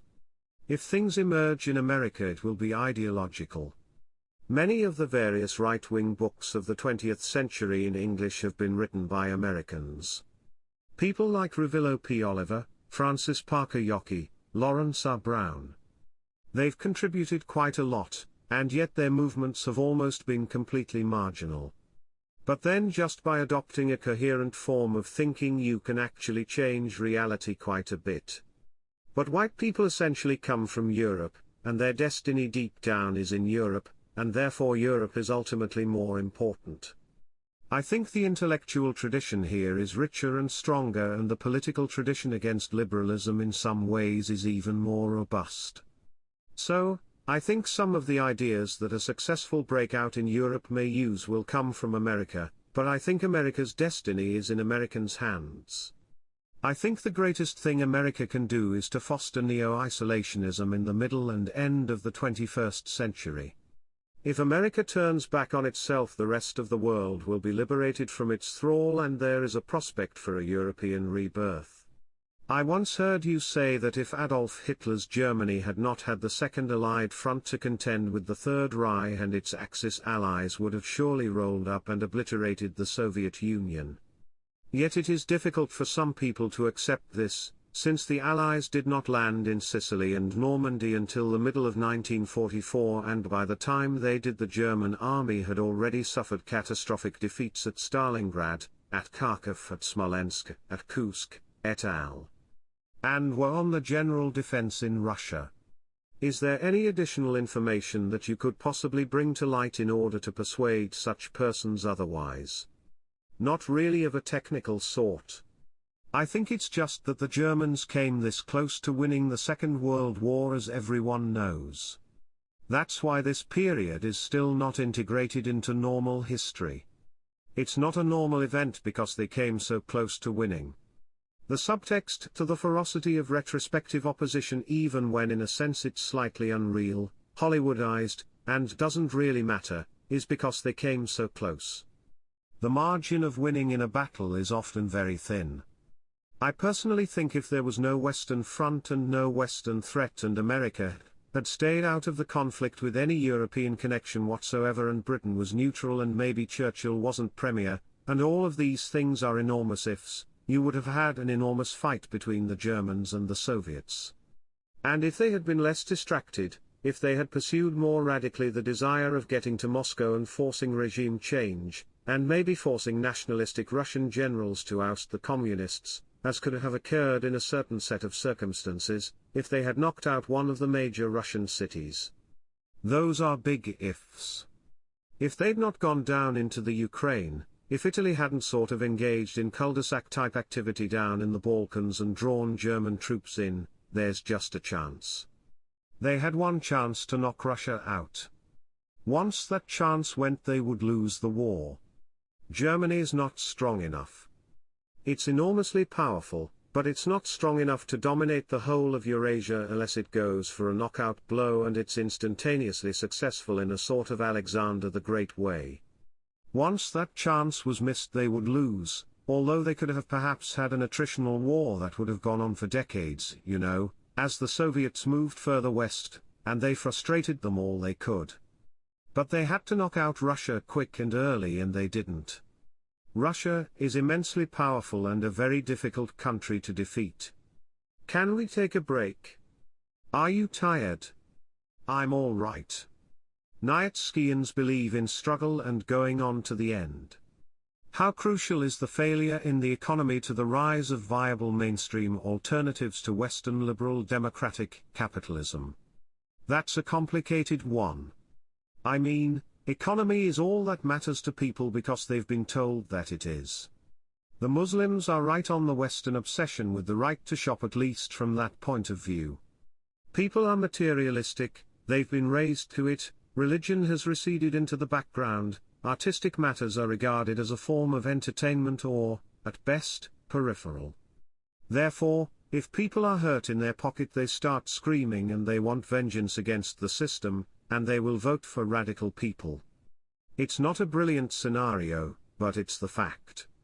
It is probably true that the amount of debt that we are all swimming on, everyone in this room is £55,000 in debt whether they like it or not, that is the basis of all the debts that have been run up. If that comes crashing down upon people, people will react, and people are sort of aware that there is one party out there that people, particularly indigenous people and others as well in this confused welter of sort of semiotic and reverse semiotic, could well react. So, yes, for most people these economic things are crucial. Once they are hit and sustain damage, the most moderate person can become red in tooth and claw. I would prefer if people change their ideas, but people won't, and therefore they need the pressure of material circumstances to do that, and that takes an economic form. What, if anything, should people realize when they turn on their TV screens only to see a female and/or ethnic minority newsreader more than 50% of the time? That it's deliberate. That it's a human form of product placement. It's basically saying that the liberal changes which have occurred demographically and sexologically in terms of the Cultural Revolution from the 1960s are irreversible. You can moan all you like. There is nothing to be done. These changes are irreversible. So, every time they turn the TV on, it's ideology. If they turn the internet on, and I believe digital TV will soon have these things where you have a small web in the corner and you can go click it into it so you can use the TV to access the internet, in other words, and I would imagine that almost every digital set after the switchover from analog will have that. So, my hope is, 1, that they realize it's all propaganda, 2, they realize that the internet enables them to choose the propaganda they want, and 3, they use the internet to look at alternative viewpoints about the same matters. Ultimately, it's not who reads the news, it's what lies behind what's on the screen and not how it's written and presented by any spokesman or whatever, but the ideas that lie behind it. Ideas rule the world, in my view. But the reason why those newscasters are as you describe is because of an alternative set of ideas that has triumphed. You have often described yourself as a pagan. As you will no doubt be aware, there are many people today who also describe themselves as pagans. Indeed, I myself once joined the official pagan society at my university only to discover that it was in fact dominated by people who bore an astonishing resemblance to the flower power hippie movement of the 1960s and 1970s. Could you just briefly explain what sort of paganism it is that you represent and how, if at all, it is distinguished from other so-called pagan movements such as Wicca? Yes, That's a very good question, and it's essentially truthful, because most people know in their hearts that those who describe themselves as pagans are prone to be like that. That university experience is likely to be a little extreme, but broadly speaking it's morally true as an essay in discovery. My view is quite simple. Paganism and Christianity are the wrong way around. Christianity has influenced our culture for 2,000 years. Christianity has provided the ethical and aesthetic superstructures through which most Western people think. Reality is pagan. Man is pagan. Nature is pagan. Pagans have reacted against Christianity, which is deep down a left-wing religion of humanism, love, and tolerance, in an aggressive, leftist, and alternative way. Contemporary pagans believe that Christians are conservative, that they're stuffy, that they stand for daily male and family-concentric values. They will rebel against that in every respect. And Christians think of pagans as woolly, alternative leftists who want to tear things down. In actual fact, paganism is pre-Christian, is barbaric, is natural law-oriented, is morally fascistic. However, pagans would scream and scream and scream at the idea of that and would run from the room. Christianity is a religion of tolerance, love, and peace. So, they're the wrong way around. They're completely the wrong way around. In their false symmetry or asymmetry, they indicate everything that's happened. It's part of the generalized tragedy, you know. A lot of Christian people are those that remain a bit residually patriotic, quite right-wing, and a lot of pagans are beyond the guardian. The two are the wrong way around. I'm not anti-Christian in the sense of culturally disavowing it, because you cut off 70% of the way in which the West achieves what it is. It can't be done and shouldn't be attempted, in my view. The change is ethical. Everyone's a pagan really. Somebody pushes you, you push them back. The Catholic school I went to had a lovely little chap who taught piano, and he said to me, "Why is there so much bullying in this school?" He said, "This is a Catholic school. This is a Christian school. Every day I go in, and the boys are bullying each other. I saw a boy with his blazer over his head and another boy was booting him. Booting him in the playground. He was quite morally shocked. He was genuinely morally a Christian man, which very few people are, and I respected him for that, because it is a conceptual and an ethical, and a spiritual viewpoint. Hardly any Christians are really like that. It's a cultural label that they've adopted, that I was born into, that everyone in the West was born into at one time or another. I said to him, because human nature's like the way that they are. It's an all-male school. They're fighting violently amongst each other for hierarchy and supremacy, and it's a test. He said, "But that's terrible. That's horrible. That means that we're not that much beyond a guerrilla colony." And I said, "That's life. You have an ideal about how it should be, but it's not how it is. And so these pagans are worse than a travesty really, you know. It is ridiculous. Although some of their truth that good and evil go together, that reality is non-dualist, that nature dominates life, that nature has a sacred dimension, those are actually true. But essentially you've got the leavings and the cultural spastics and that sort of thing all gathered together in one area, whereas paganism is really about strength and morality and growing towards the sun. And you don't have to believe in gods and goddesses. They're just a personification of those forces. When did you decide to convert to paganism and why? Well, I never really converted to paganism. I mean, there are some orthodox pagans, if you can have such a thing, who probably think I am not one. But I'm a Nietzschean, and that's a different system. Somebody made this for me. Points to Odal rune pendant, and I like Odinic paganism sort of as an objectification of my sort of sensibility. Does one believe the gods objectively exist in another realm? Well, you see, religion is a philosophy about life which is sacristic and has rituals in which you partly act out, Therefore it's more important because it's made slightly more concrete than ideas, or it's really just based upon ideas. There are relatively simple but powerful ideas at the crux of all the big religious systems. Most people are born in a system and just accept that and go along with it as long as it's not too onerous or they feel like they live their life through it properly. I just agree with the ethics of that type of Nordic paganism, which is really how the Vikings lived and how they behaved. I'm less concerned with small groups, which I respect.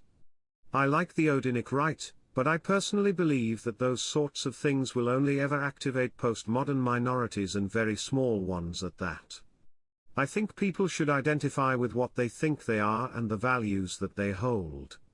This symbol really means strength or courage or masculinity or the first man or the first principle of war or the metaphysics of conflict. So, I just think it's a positive system of value. I never really was a Christian. Culturally, I have great admiration for elements of Christian art. More so than most people who are pagan who have violently reacted against it. I don't really share that emotionalism. But I don't agree with Christian ethics. Deep down, they've ruined the West, and we're in the state that we are because of them. Just added on to that, how do we create more Nietzscheans? How do we spread Nietzscheanism as a religion, as an idea? You've got to get people quite young. I think you've got to introduce alternative value systems to them.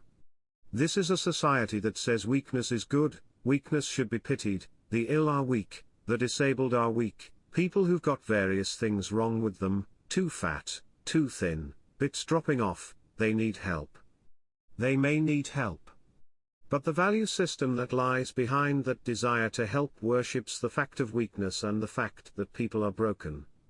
If you worship the idea of strength and tell the weak to become stronger, which is a reverse idea for helping them essentially. You help them in order to get stronger. You totally reverse the energy pattern and you've reversed the system of morals that exists in this culture now. You've reversed the sort of things that Rowan Williams or his predecessor or his likely successor always says, basically. I think that's what you have to do.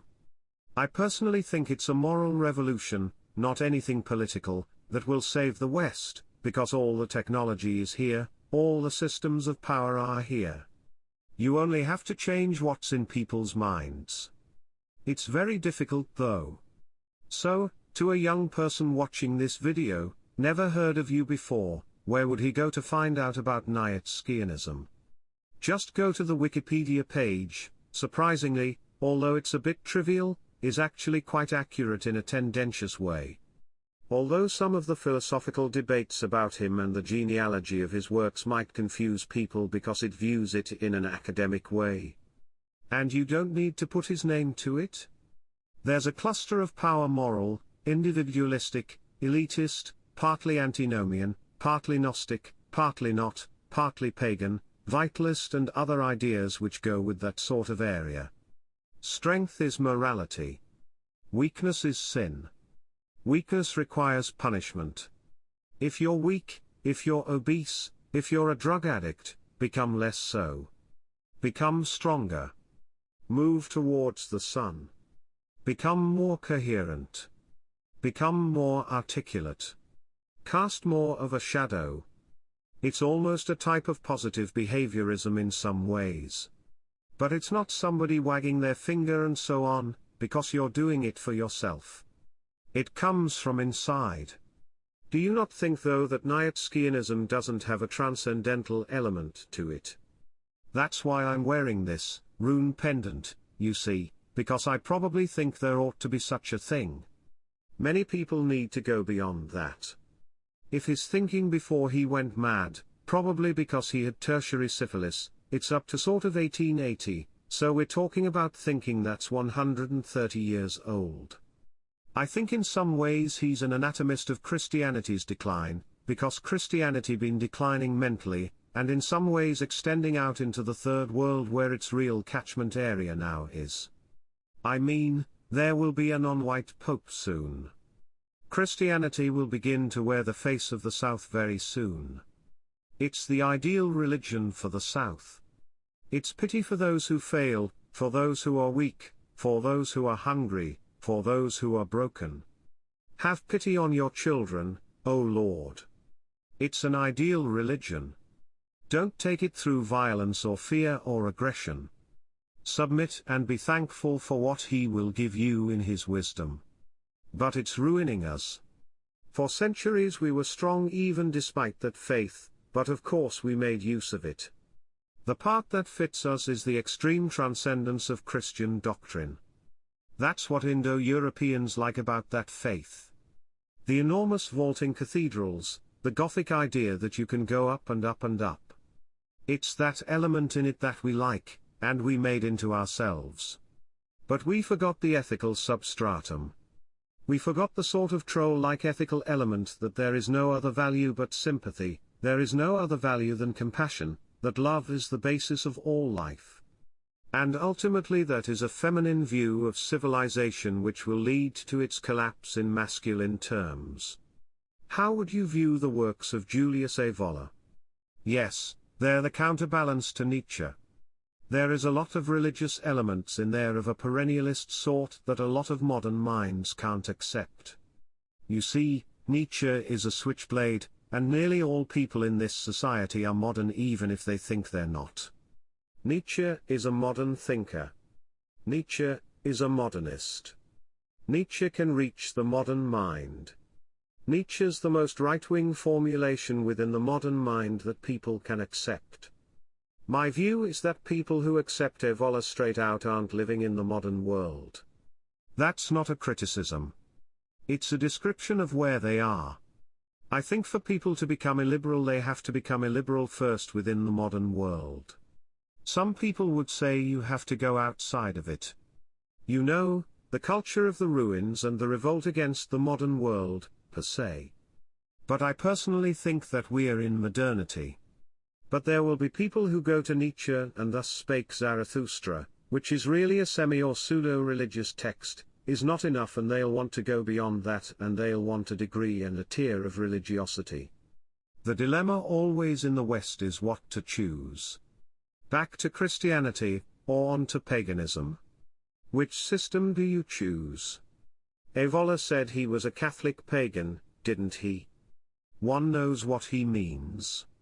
But I see paganism peeping out of everything. I see paganism peeping out of Protestantism, the most Jewish form of Christianity, through its power individualism, and its extremist individuality, Kierkegaard, Carlyle, Nietzsche. I see paganism saturating Catholicism, and peeping out of it at every turn, aesthetically, artistically, the art of the Renaissance, the return of the Greco-Roman sensibility, the humanism of the ancient world. Some of the greatest classicists were medieval popes and so on. I see it just looming out. The whole structure of the Catholic Church is a Roman imperial structure, Christianized. So, I see it peeping out. Our law is Roman. All of our leaders were educated and steeped in the classical world to provide a dialectical corollary to Christianity without them being told that's what is happening. The decline of the classics is partly because people don't want to go back there, basically. So, you don't teach it to anyone apart from tiny little public school elites, which are 0.2% of the population who read a few authors, who no one else even knows exist. You know, big deal? The difficulty with Evola is that it's a very great leap for the modern mind. Although in his sensibility, I agree with his sensibility, really. I agree with him going out amidst the bombings, not caring. I agree with that sort of attitude towards life, which is an aristocratic attitude towards life. But we're living in a junk food, liberal, low-middle-class society. You've got to start where you are. I think Nietzsche is strong enough meat for most people and is far, far, far too strong for 80% now. Today, the mentally disabled have been allowed into the Paralympics. So, you will have the 100-yard cerebral palsy dash at the next Olympics in London in 2012. This is the world we're living in. Nietzsche would say that's ridiculous and so on. And that is a shocking and transgressive and morally ugly attitude from the contemporary news that we see. So, it's almost as if Nietzsche's tough enough for this moment. But I'm interested in that he said, God is dead in the minds of men. That doesn't necessarily mean, of course, although he was a militant atheist, he's living open the idea that God objectively exists, ed. You see, the Christian idea of God was dying around him, mentally, and it has died. I mean, hardly anyone really, deep down, believes that now. Even the people who say that they don't in the way that they did 100 years ago, or their predecessors did. So, it has died, but I think there are metaphysically objectivist standards outside life. Whether our civilization can revive without a return to them is very open. It's very questionable. Where that discourse is to come from is, the tragedy would be if Christianity sort of facilitated our greatness, but ended up ruining us, which of course might be the true thesis. Now we're getting into deep waters. What is your view of Abrahamic religions? I think religion is a good thing. The right always supports the right of religion to exist. Religion does cross ethnic and racial boundaries. Afghanistan was Buddhist once.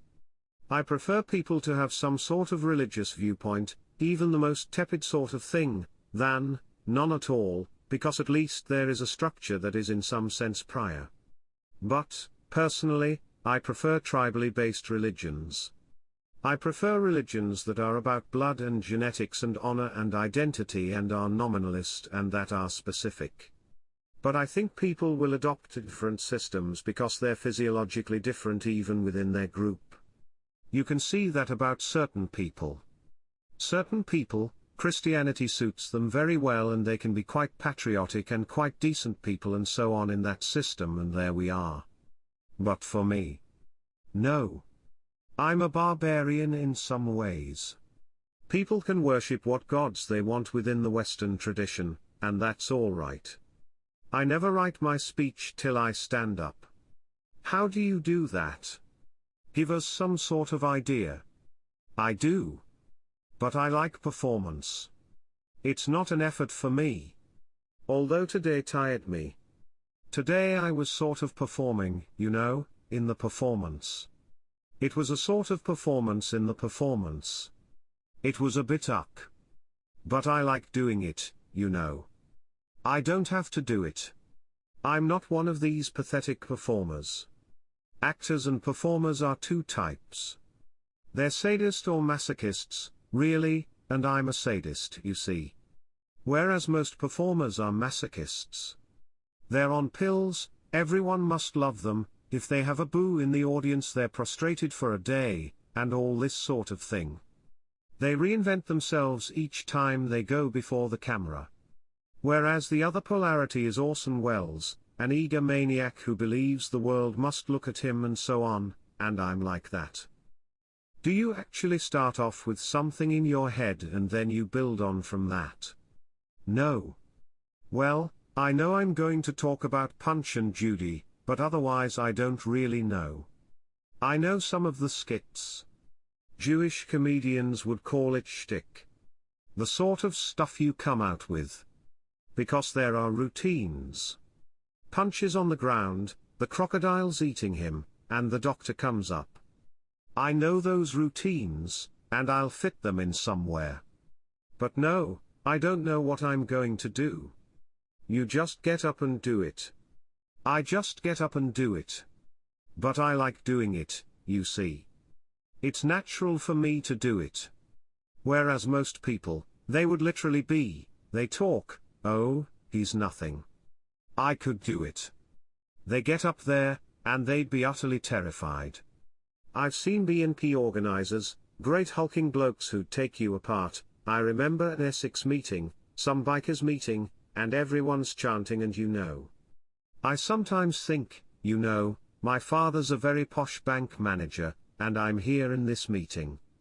I've spoken in some utter dens, pits. I spoke in one place in Burnley with barbed wire all over the meeting. I said to the organizer, "Why is there so much barbed wire over the meeting place?" He said, "It's to keep the scum out." But he didn't tell me which part of the population he was referring to. Shutters on the windows, you know. There was one shebeen of a place in South London, Merton or something, I spoke at. Good Lord. It was sort of yeah, he's right. You know, some bloke would get up and say, "You know what I mean, all right." And the other bloke would say, "I don't agree with that, mate. I think you need sorting out." And they'd almost be fighting in the middle of the meeting. The organizer would go down and sort of kick them like a dog. He actually dragged one bloke out. Hitched him up. "You'd better turn this off, actually." Hitched him up and threw him out the meeting saying, "Get out. You're getting out, boy." It's a beer cellar, you know. Sort of semi-uncontrollable. And yet you do have a power over them. They listen to you. It's interesting, because, you know, there's a few heavies there like Steve and so on, but they have a sort of admiration for you in a way, because they want you to say what they can't. That's what it boils down to. The vocabulary. Yes, and they admire you for it as well. There's also a class love/hate relationship as well, because a part of them doesn't like you and a part of them adores you. The one vies with the other. But then patriotism is the only socialism, really, because it holds people together in their difference, because people are different. Did you see that statistic that lower white working class boys now are underperforming every other ethnic group in the society? These are C's. Homework is a word they don't even know the meaning of. Yes, when they asked that question on Question Time, they didn't address it at all. They just swept it under the carpet. They said education as a whole is failing. When it's black, oh, they're failing. Yes, it's racist. Well, they say racist structures from the past, patriarchy, and post-imperial ideas, these people are dumbed down and so on. I think what's happening with the lower whites is they are literally sort of dying mentally, you know, giving up. All these other groups have come in. A proportion of the Asians that have come in are not stupid at all, some of them are baboo-like, but they're not stupid, some of them, in a bourgeois way. There's a hierarchy of working class, of upper middle class, yes, they've just left the bottom there. Caucasians are, I think, a radical group. So, there's a sort of soaring towards the stars, but there's also a down in the ditch. And I think there are some who decide, F it. I'll go right down into the pit. See if I care.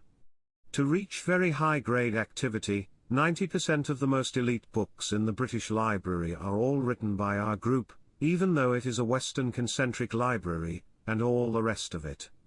But still, if that wasn't true, it wouldn't be true even in a Eurocentric context.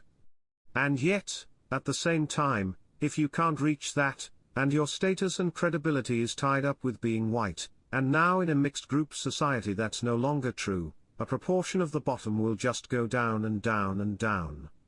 Why should I read a book? Why should I do anything? F the lot. And off the cliff. I think a proportion right at the bottom are doing that. A lot of the people above them don't care, because they've written these people off. They don't care about them at all. I've worked in these pupil referral units for these kids who've just fucked off school, basically. I find some of them are very intelligent because they know how to play the system. They know that if you go to the PIU and wear your tracksuit all day, they only have to do a half day of school, get outings to reward them for misbehavior. I find them quite intelligent. It's almost like they've seen the system for what it is and say, yeah, I'm just going to drop out. There are a lot of white lads who are doing that. I'm 47 and a half. What will life be like for them when they're 47 and a half? What will life be like for any 16-year-old when they're 47 and a half? Ha! Don't say that. I think they're asking that question now and have decided. They're rejecting the system, because they've seen it's rejected them and they're kinda jumping for the push, the lot of them. I was quite surprised. I've talked to some of these lads. Very intelligent guys, you know. They often put their intelligence to criminal purposes. Yes. Of course. The only industry left. Yeah. People feel they're the scum, but they're not. They're intelligent people who use their intelligence in different ways, but they've seen what's happened to the system. I think they could be very useful to us. Yes, liberals are worried about that group, because they wonder who they might vote for if they ever got the gander to vote, to engage. Because they would be very radical types indeed. Well, they certainly don't mind saying what they think about certain things. They actually just don't care about social approval. They say it like it is and they're quite tough lads, a lot of them. I'm talking about when I was working in Salford, which is quite a white working class area. Certainly some of their views wouldn't be out of place in a meeting like this, except they'll express them differently. Yes. The last time I was in Salford I went to the Lowry Museum, which is very interesting, isn't it? Very interesting, because it's an attempt to redeem these post-industrial areas. It looks like something on Canary Wharf, basically.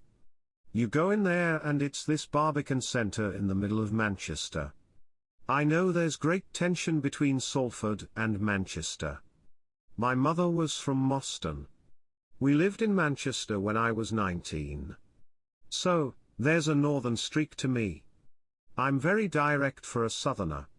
I come straight out with it, which is slightly odd.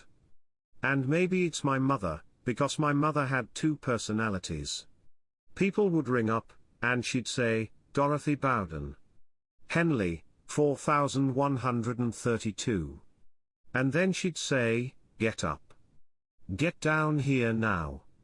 Dorothy Bowden, 4162. So, she had these two sort of personalities. But yes, Lowry is very interesting because he's a very interesting artist. I know he's been made into a cult and so on, but the pictures of distance, the pictures are misanthropic, the pictures see the people in the streets almost like ants. Well, he's dehumanized them by the way he just literally gets them down to their essence. They're matchstick men, basically. They're dehumanized. Yes. These incredible pictures of trade union, and other marches in Manchester and in Salford in the 1930s, and there's no heroic element at all. It's sad, way-faced types who are for the rubbish heap, marching before they get there. Lowry's been made a humanist cult that he's celebrating northern grit, that he's celebrating human resistance to the ugliness of industrialization. Bollocks really. If you look at it, it looks like a man who's seeing what's in front of him. Yes, he tells it like it is, I think. That's what art is, you see. It's closer to, not science, but it's closer to objectivism than people think. That's what he saw, that's what he painted. It wasn't pleasant, and when he did it everybody hated them. Sort of like an avant-garde social realism. That's exactly right. That's very good. That's exactly right, yes. That's exactly what it is. And you see these twits going around saying, oh, it's so marvelous. His esteem for the Mancunian poor. And the Mancunian poor are presented like beetles, basically, amidst these towers. There's an amazing picture where they're going into that football match, into the Latics, into Bowden. That's an amazing picture. It's funny because these BNP activists dropped me out there, because this is that artsy fuddy-duddy stuff that he likes. He can go and see it. This is their attitude. It's quite funny, actually. I came out, and they said, what did you think of it then? We think Lowry's really awful. And I said I really liked it and I could see them going, yeah, but I liked it in a different way, because it was so interesting. And you couldn't give them away. You couldn't give them away. Do you know where Plattfields is? Yes, we used to live there. We used to live in St Ives Road, which was next to Fallowfield down from Main Road where Manchester City used to be. Oh God, what a toilet that was. It was an utter tip even then. We were there in 1981-82. I don't think I'm that soft a southerner, but when the first time I came there, you saw scenes of poverty you'd never see in the South, never seen in my entire life. I thought to myself, Christ. I saw one bloke.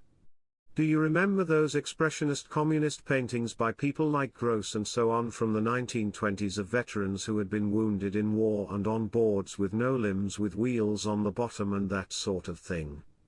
I saw a bloke in Gorton like that in 1980. I thought to myself, bloody hell. This is 1980. The Boer War ended in 1902, and there's this bloke like that. I thought, dear, dear, dear. I've never seen poverty like that except in certain pockets in the East End in Old Brick Lane and that sort of thing. I saw a chap on crutches once in Brick Lane Market with no legs. No legs but crutches. You know, the NHS has provided false limbs since 1948, but either he didn't know, or he couldn't get through bureaucracy, or he hadn't been. It was Dickensian. It was straight out of Dickens. Well, then there's places like Miles Platting. Oh, Miles Platting.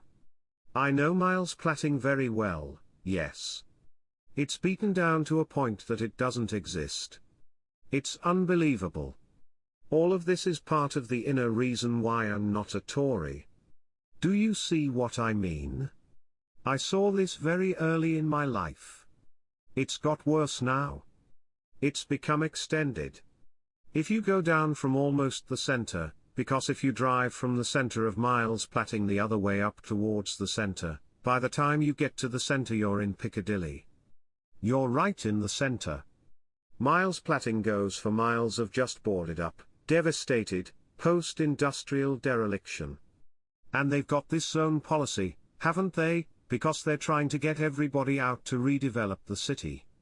Trendy Manchester, and the BBC is moving north, and they're forcing all the stars to go up to the studios.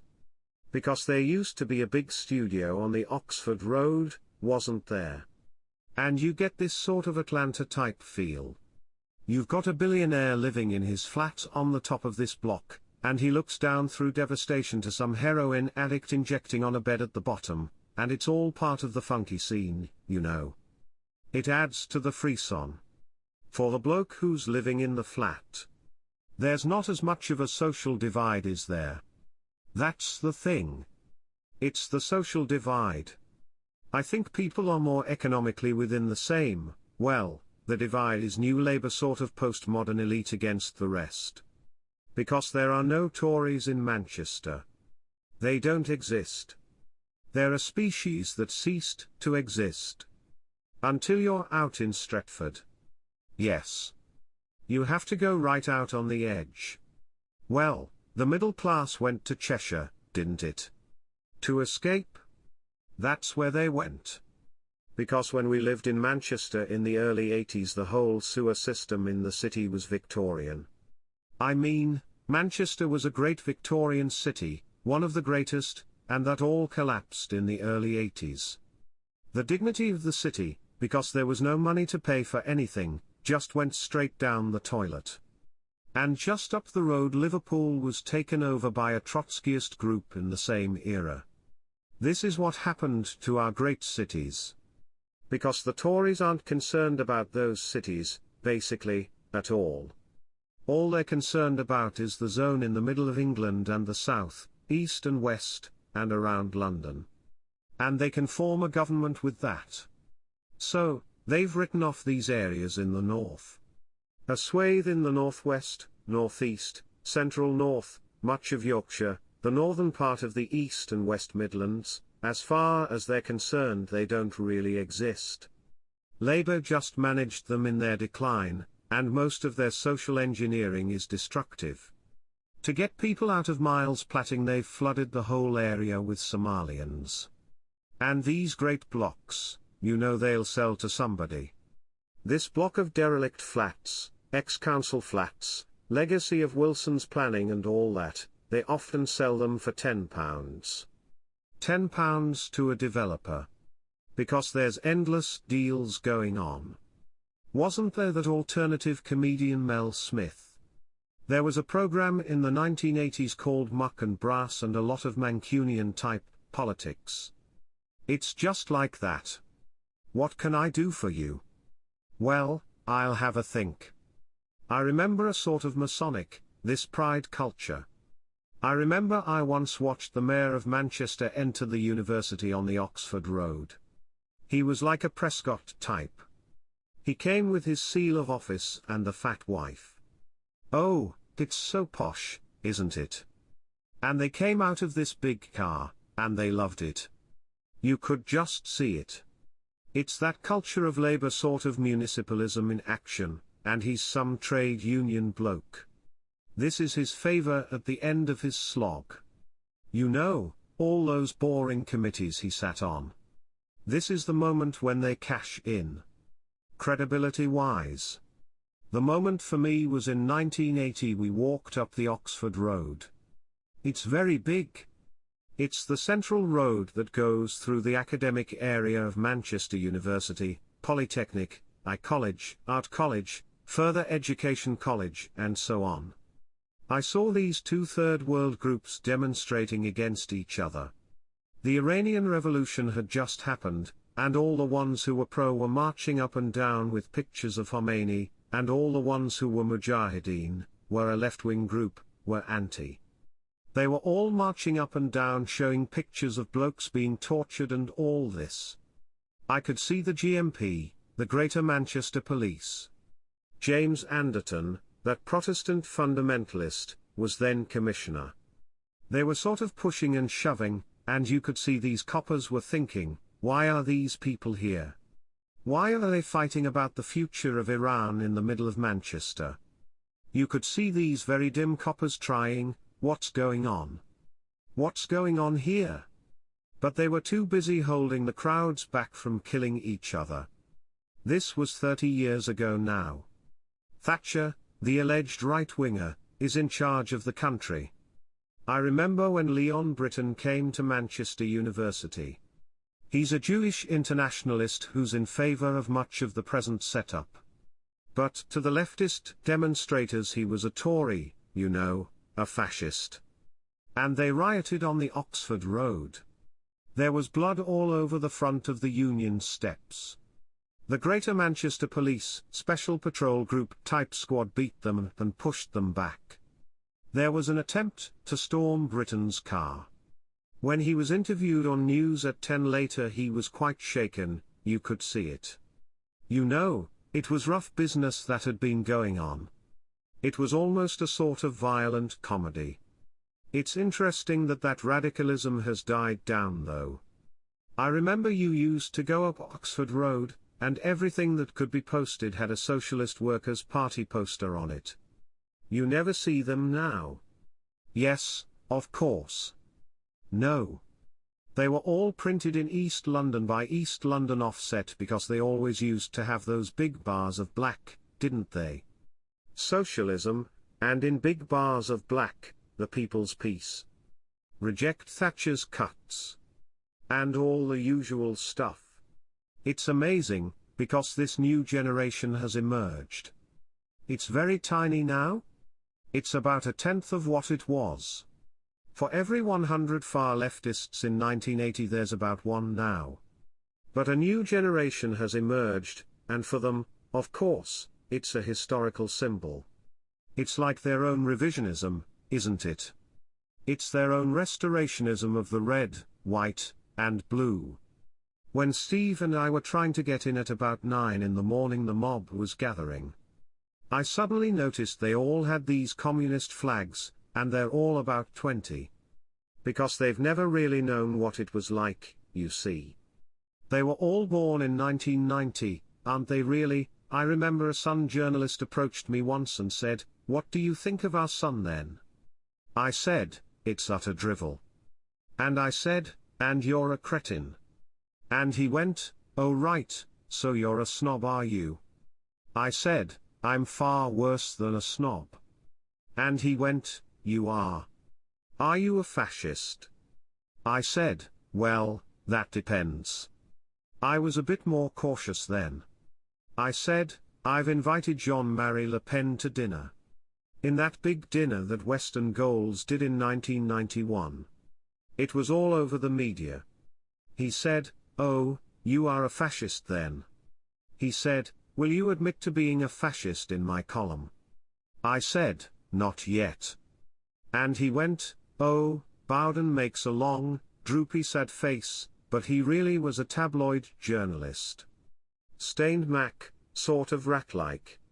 He really was sort of almost subhuman. He really was sort of air. The sort that would be outside the widow's door, and the door opens, and he says, 'How do you feel, love?' One of those. A real sort of scumbag. It was so interesting to see what you always thought they were like. GB once took me 20 years ago around the newsroom at the Sun. Very interesting. Hello, G. And all this. Half of them were upper middle class. They were blokes with dicky bow ties, and they're doing the Sun. The other blokes were white boys and blokes with their bacon sandwiches on the computer and sort of, all right. Have an effing good one, mate. And the next one is a bloke with a bow tie doing the Sun and this sort of thing. It's sort of heavily fortified.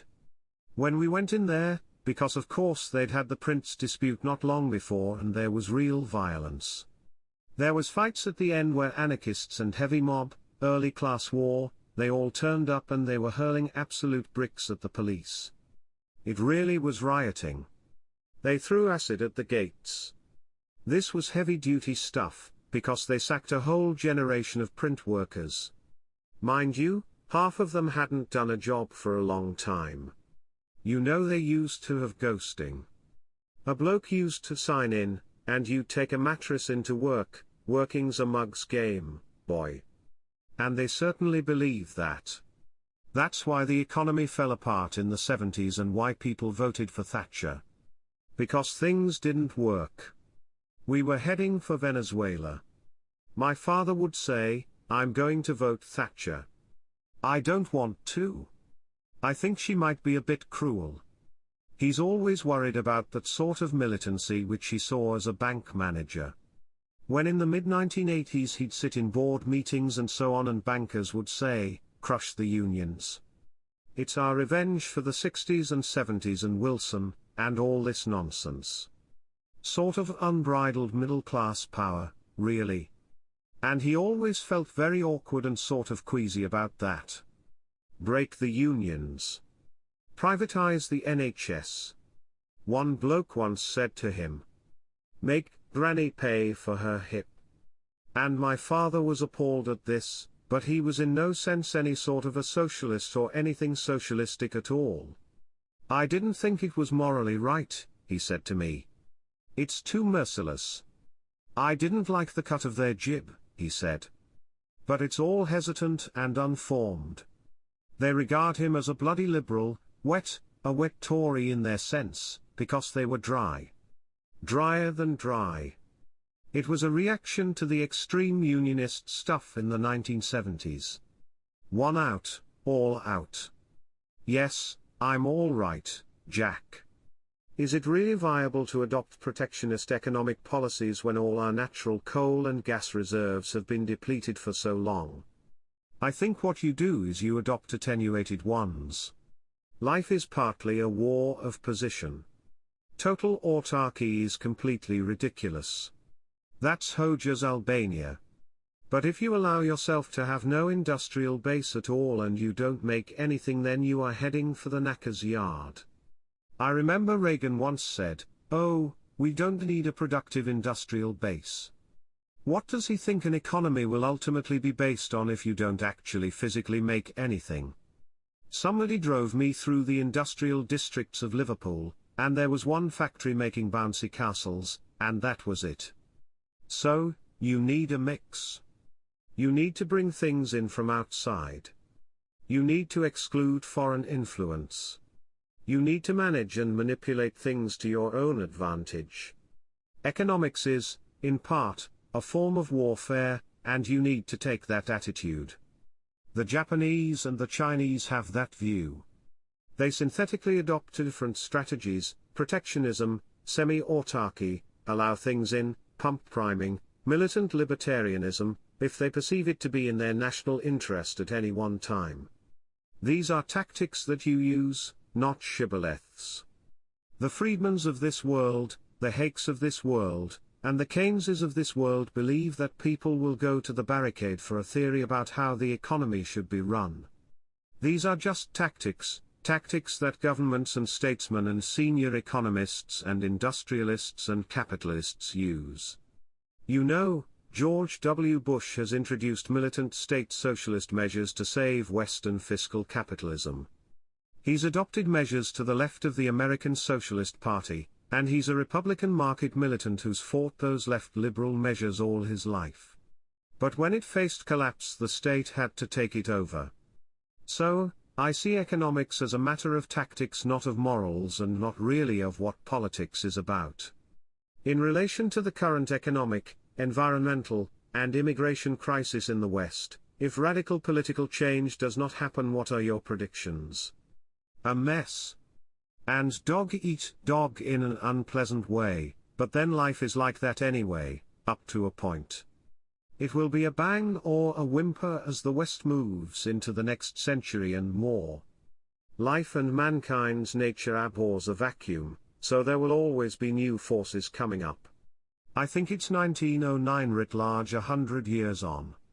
If you stood in 1909, you've got a First World War to come, what a joy. You've got the Depression to come and the Roaring Twenties before, the reaction to the First War and then the bust that follows it. You've got the rise of fascism and communism. You have a Second War. The whole of the last half of the last century is reacting to the devastation of the Second World War, at least within the West. You then have a Cold War, which is hot in the Second and Third World, very much so. But the West is in a state of stasis with the Soviet bloc. You have the unpeeling of Soviet communism, and now we're in a new world where we are. I think as we sit here in 2009 we face a radical future that has many possibilities and many dangers. There's a book called Yaki's Imperium written in the middle of the 20th century. I agree with some of it. I don't agree with some of it. It's partial. It's written in its time. Nevertheless, the introduction is written by a man called Willis A. Cato, a veteran of the American far right, and Cato believed with Spengler that a new authoritarianism would come after collapse, but later he revised his view, a sort of self-revisionism, and he rather worryingly said that he thinks it might end in anarchy and in chaos. And these societies are heading for anarchy. Strangely, socialism moves towards communism and communism moves back towards socialism on the left flank, but liberalism moves towards anarchism, which is technically to the left of communism. Forget the anarchist theory, forget even an individualist like Stirner or a social anarchist like Bakunin and, unintelligible, or Kropotkin, forget the theorists. Just sort of chaos, and the attempt to keep it from one's door. If there is not major energies put into cultural and social and national renewal in Western societies, the reality is a sort of negative Venezuela where a rich man's daughter goes to the shops with the blokes next to her with an AK-47, writ large. Private estates, gated estates, private areas that are guarded. It's already well on the way to happening. You know, you swipe a card through one of these devices, and the gate opens. There are security systems all around. People have got hired heavies to go anywhere if they've got anything to protect, namely something to lose. That means somebody can take it off them. If you've got nothing to lose, nobody's going to take it off you. So, the rich are always alone and always in fear. The loneliness of the rich. So, it's sort of Blade Runner, really. Fantasies always tell the future. That's what the future will be like unless there's a move for social redemption. Put another way, the redemption will become individual, and individuals who are strong and individuals who can make money and individuals who are intelligent will just subtract, which is the process that is of course well underway. They will subtract from the rest. And they'll just look out for themselves and their families, and they'll be all right, at least they think they will be. And everyone else will be in a sort of pit. Isn't there a comic called 2000 AD? Judge Dredd. And wasn't there the rival series, the more left-wing one, Nemesis, where the humans are the villains? The humans live in these enormous skyscrapers called termite hills, termite scapes, termite towers. And there's a man called Torquemada, who's a sort of fascist Catholic sort of thing who runs the whole thing with a big pointy hat. It's all ridiculous, of course. But the idea of these humans living in great blocks milling around and, as Torquemada's first wife says, their lives are so unimportant. I think for those who are shut out of capital and great wealth it would be like those urban landscapes in Manchester with the millionaire looking down on the heroin addict. So, how does a sane person exist in a mad society like that? Well, you sort of go someplace else, I think, or go somewhere else within one's own mind, but people will find a way to exist. Humans are endlessly adaptable. You find your own way? Indeed, that's what people are doing. They've largely privatized their own lives. They've got asocial attitudes. They don't think in political terms anymore. People aren't interested in politics anymore. They're sick of labor. They just want to get them out and get a new lot in to manage what's going on a little bit better as they perceive it. The reason they want them to better is just because it's a change. It's like someone needs a holiday after a lot of work. Change is as good as a rest. It's not a brilliant way to run a country, but when you allow the masses to decide who should rule in that sort of a way, I'm afraid you'll get that. But life's totally open. Anything can change. A man could have an idea, not with a typewriter anymore now, but with a computer on his own in a room alone, a laptop, and the world can change. Everything is possible. Our group believes that it's all open. Everything is still possible. We're here. We've had some nice wine and crisps. It's not always totally as bad as everyone thinks. The changes that need to happen are moral and mental and spiritual. If they happen, enormous changes can occur. If they don't happen, not much will happen. But I'm an optimist. Most right-wing people are pessimistic introverts, and I'm an optimistic extrovert. I'm not an individualist in the complete social and philosophical sense at all, because we're all part of society and somebody made these shoes and this tie and even this symbol, his odal rune pendant, you know, we're all sort of interconnected, but I do believe you live your own life, and you have a bit of pleasure on the way. I don't believe in misery. Misery is for bores. I don't believe in that. So, you wouldn't say optimism is cowardice then? No. I don't agree with Spengler. Spengler's a classical pessimist. He's an introvert, and he's a great thinker, but he's nervous about the future. Of course, ontologically, the future is death, but one of the first moments in life is to overcome one's fear of death. Most people are terrified of death. They can't even mention it. They're paralyzed. Religion tells you death isn't the end. I don't believe death is the end, but whether there's anything conscious afterwards I don't know, and nobody does. I believe one's life is a bullet passing through screens and you hit a screen you can't pass through and it's over. So, I believe you go on. A bishop came to our first meeting. There was a debate afterward where he was asked questions, and somebody said, "Do you believe that God is love?" And he said, "Yes." I wasn't chairman of the New Right then. Jonathan B. was. I put my hand up and said, "If you want to call it God, the divine, the energy in all things, the force that created the universe, nature, whatever you call it, I believe it's fury not love. And he said, I don't agree. And somebody else said, but yes, where is the love in your system then? I said, love is creation. If the world's being created by a force and by a force that knows not itself as it does it, that's the greatest form of affection you could ever have, isn't it? To create all this. So, I don't believe in misery. You know, most of the other racial groups on this earth don't believe in misery. I believe one should go forward. It's integration that we need. Stoicism, integration. We've got very miserable ones down in the mouth, and I don't agree with all that. I know things are in quite a mess, but it's because we've adopted views which are counterproductive and views which are destructive and views which can be reversed. If we really decided to reverse them, it would all change very quickly. It's whether we really want to or really wish to go through the pain that will be involved in that. But, you know, woman goes through a lot of pain in giving birth to one child.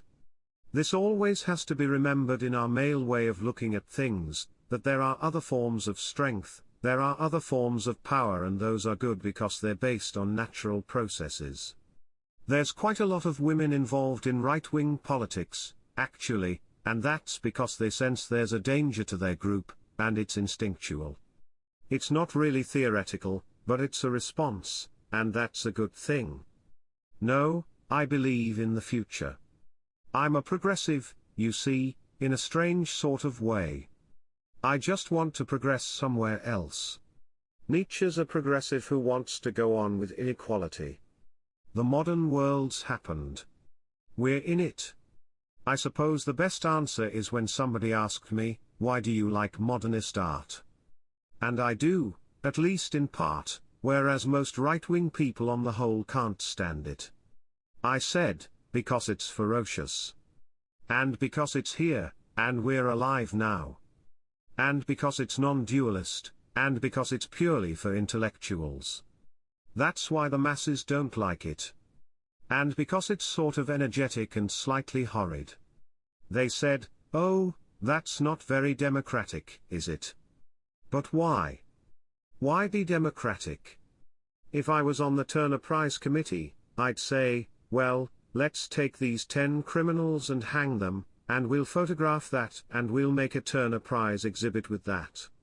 Damien Hirst can stick his thumbprint on the edge of it and say, it was my idea anyway, mate. You know, the man who got an E in A-level art and that sort of thing. I'd give them a Turner Prize that they wouldn't like. So, that's my sort of attitude towards things. Somebody once said to me, we must blow up the Mandela Monument, outside the NFC or wherever it is on the South Bank.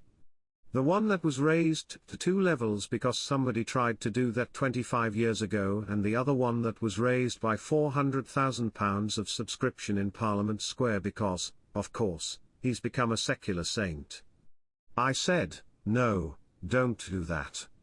Just paint it white and have a dicky bow tie on it with a big red nose, and on Red Nose Day you press a button and the tie goes around and so on, and you've made a mockery of him, you see.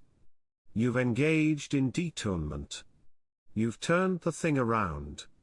The right will only defeat the left and the center if it's more creative, more energetic, more radical, more intelligent.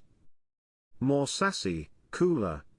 That's the only way we'll win. The trouble with right-wing people, on the whole, is they're sort of pessimistic, slightly unimaginative. They're deeply conservative people. They're very decent people, but they're conservative. You've got to be more radical than that. I'm a very conservative person, but I'm also a revolutionary. You need the two combined, you see.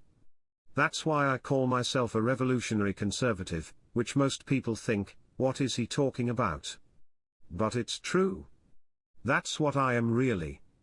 The irony is when I was in Griffin's party I was by far one of the most right-wing people in it, and that's not a stupid statement at all. It was strange actually. It went from extreme Tory, because when I turned up many of them thought I'd be an ultra-reactionary in their terms, And I ended up almost an ultra in that party, but in a different way to the others, because they just judge it. There's the civic nationalists, the populists, and the nativists, and the fascists. That's the range within the party, if one speaks honestly. I didn't entirely fit into any of those categories. I think it's good not to. Why do people always want to fit into these categories, these boxes that people have marked before they've even turned up? I don't see the purpose of all that. They've got to find new syntheses, new ways of doing things, new ways of acting and thinking. The right did that, you see. It was a totally alternative current from 1880 onwards to about 1920. It was also a countercultural current. The whole counterculture in mid-Europe was on that side then. The counterculture we understand now is the one that fed into the 60s, and the gradual movement through the institutions of the Blair generation is the 60s coming to power. Greg Dyke in the BBC, Blair in government. It had all been prefigured by people before, but that's the key generation who are 60 now and were 20 when it was all kicking off in the 1960s. This sort of stuff. A bit different, but that sort of range of ages. Brown is right at the edge of it in age terms.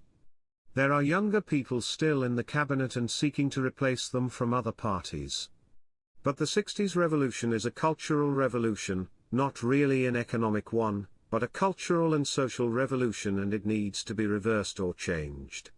The energy can be taken and changed and moved in a new direction, you see. Everything's about energy. Master it, control it, and you can control the world. Probably a good moment to stop actually.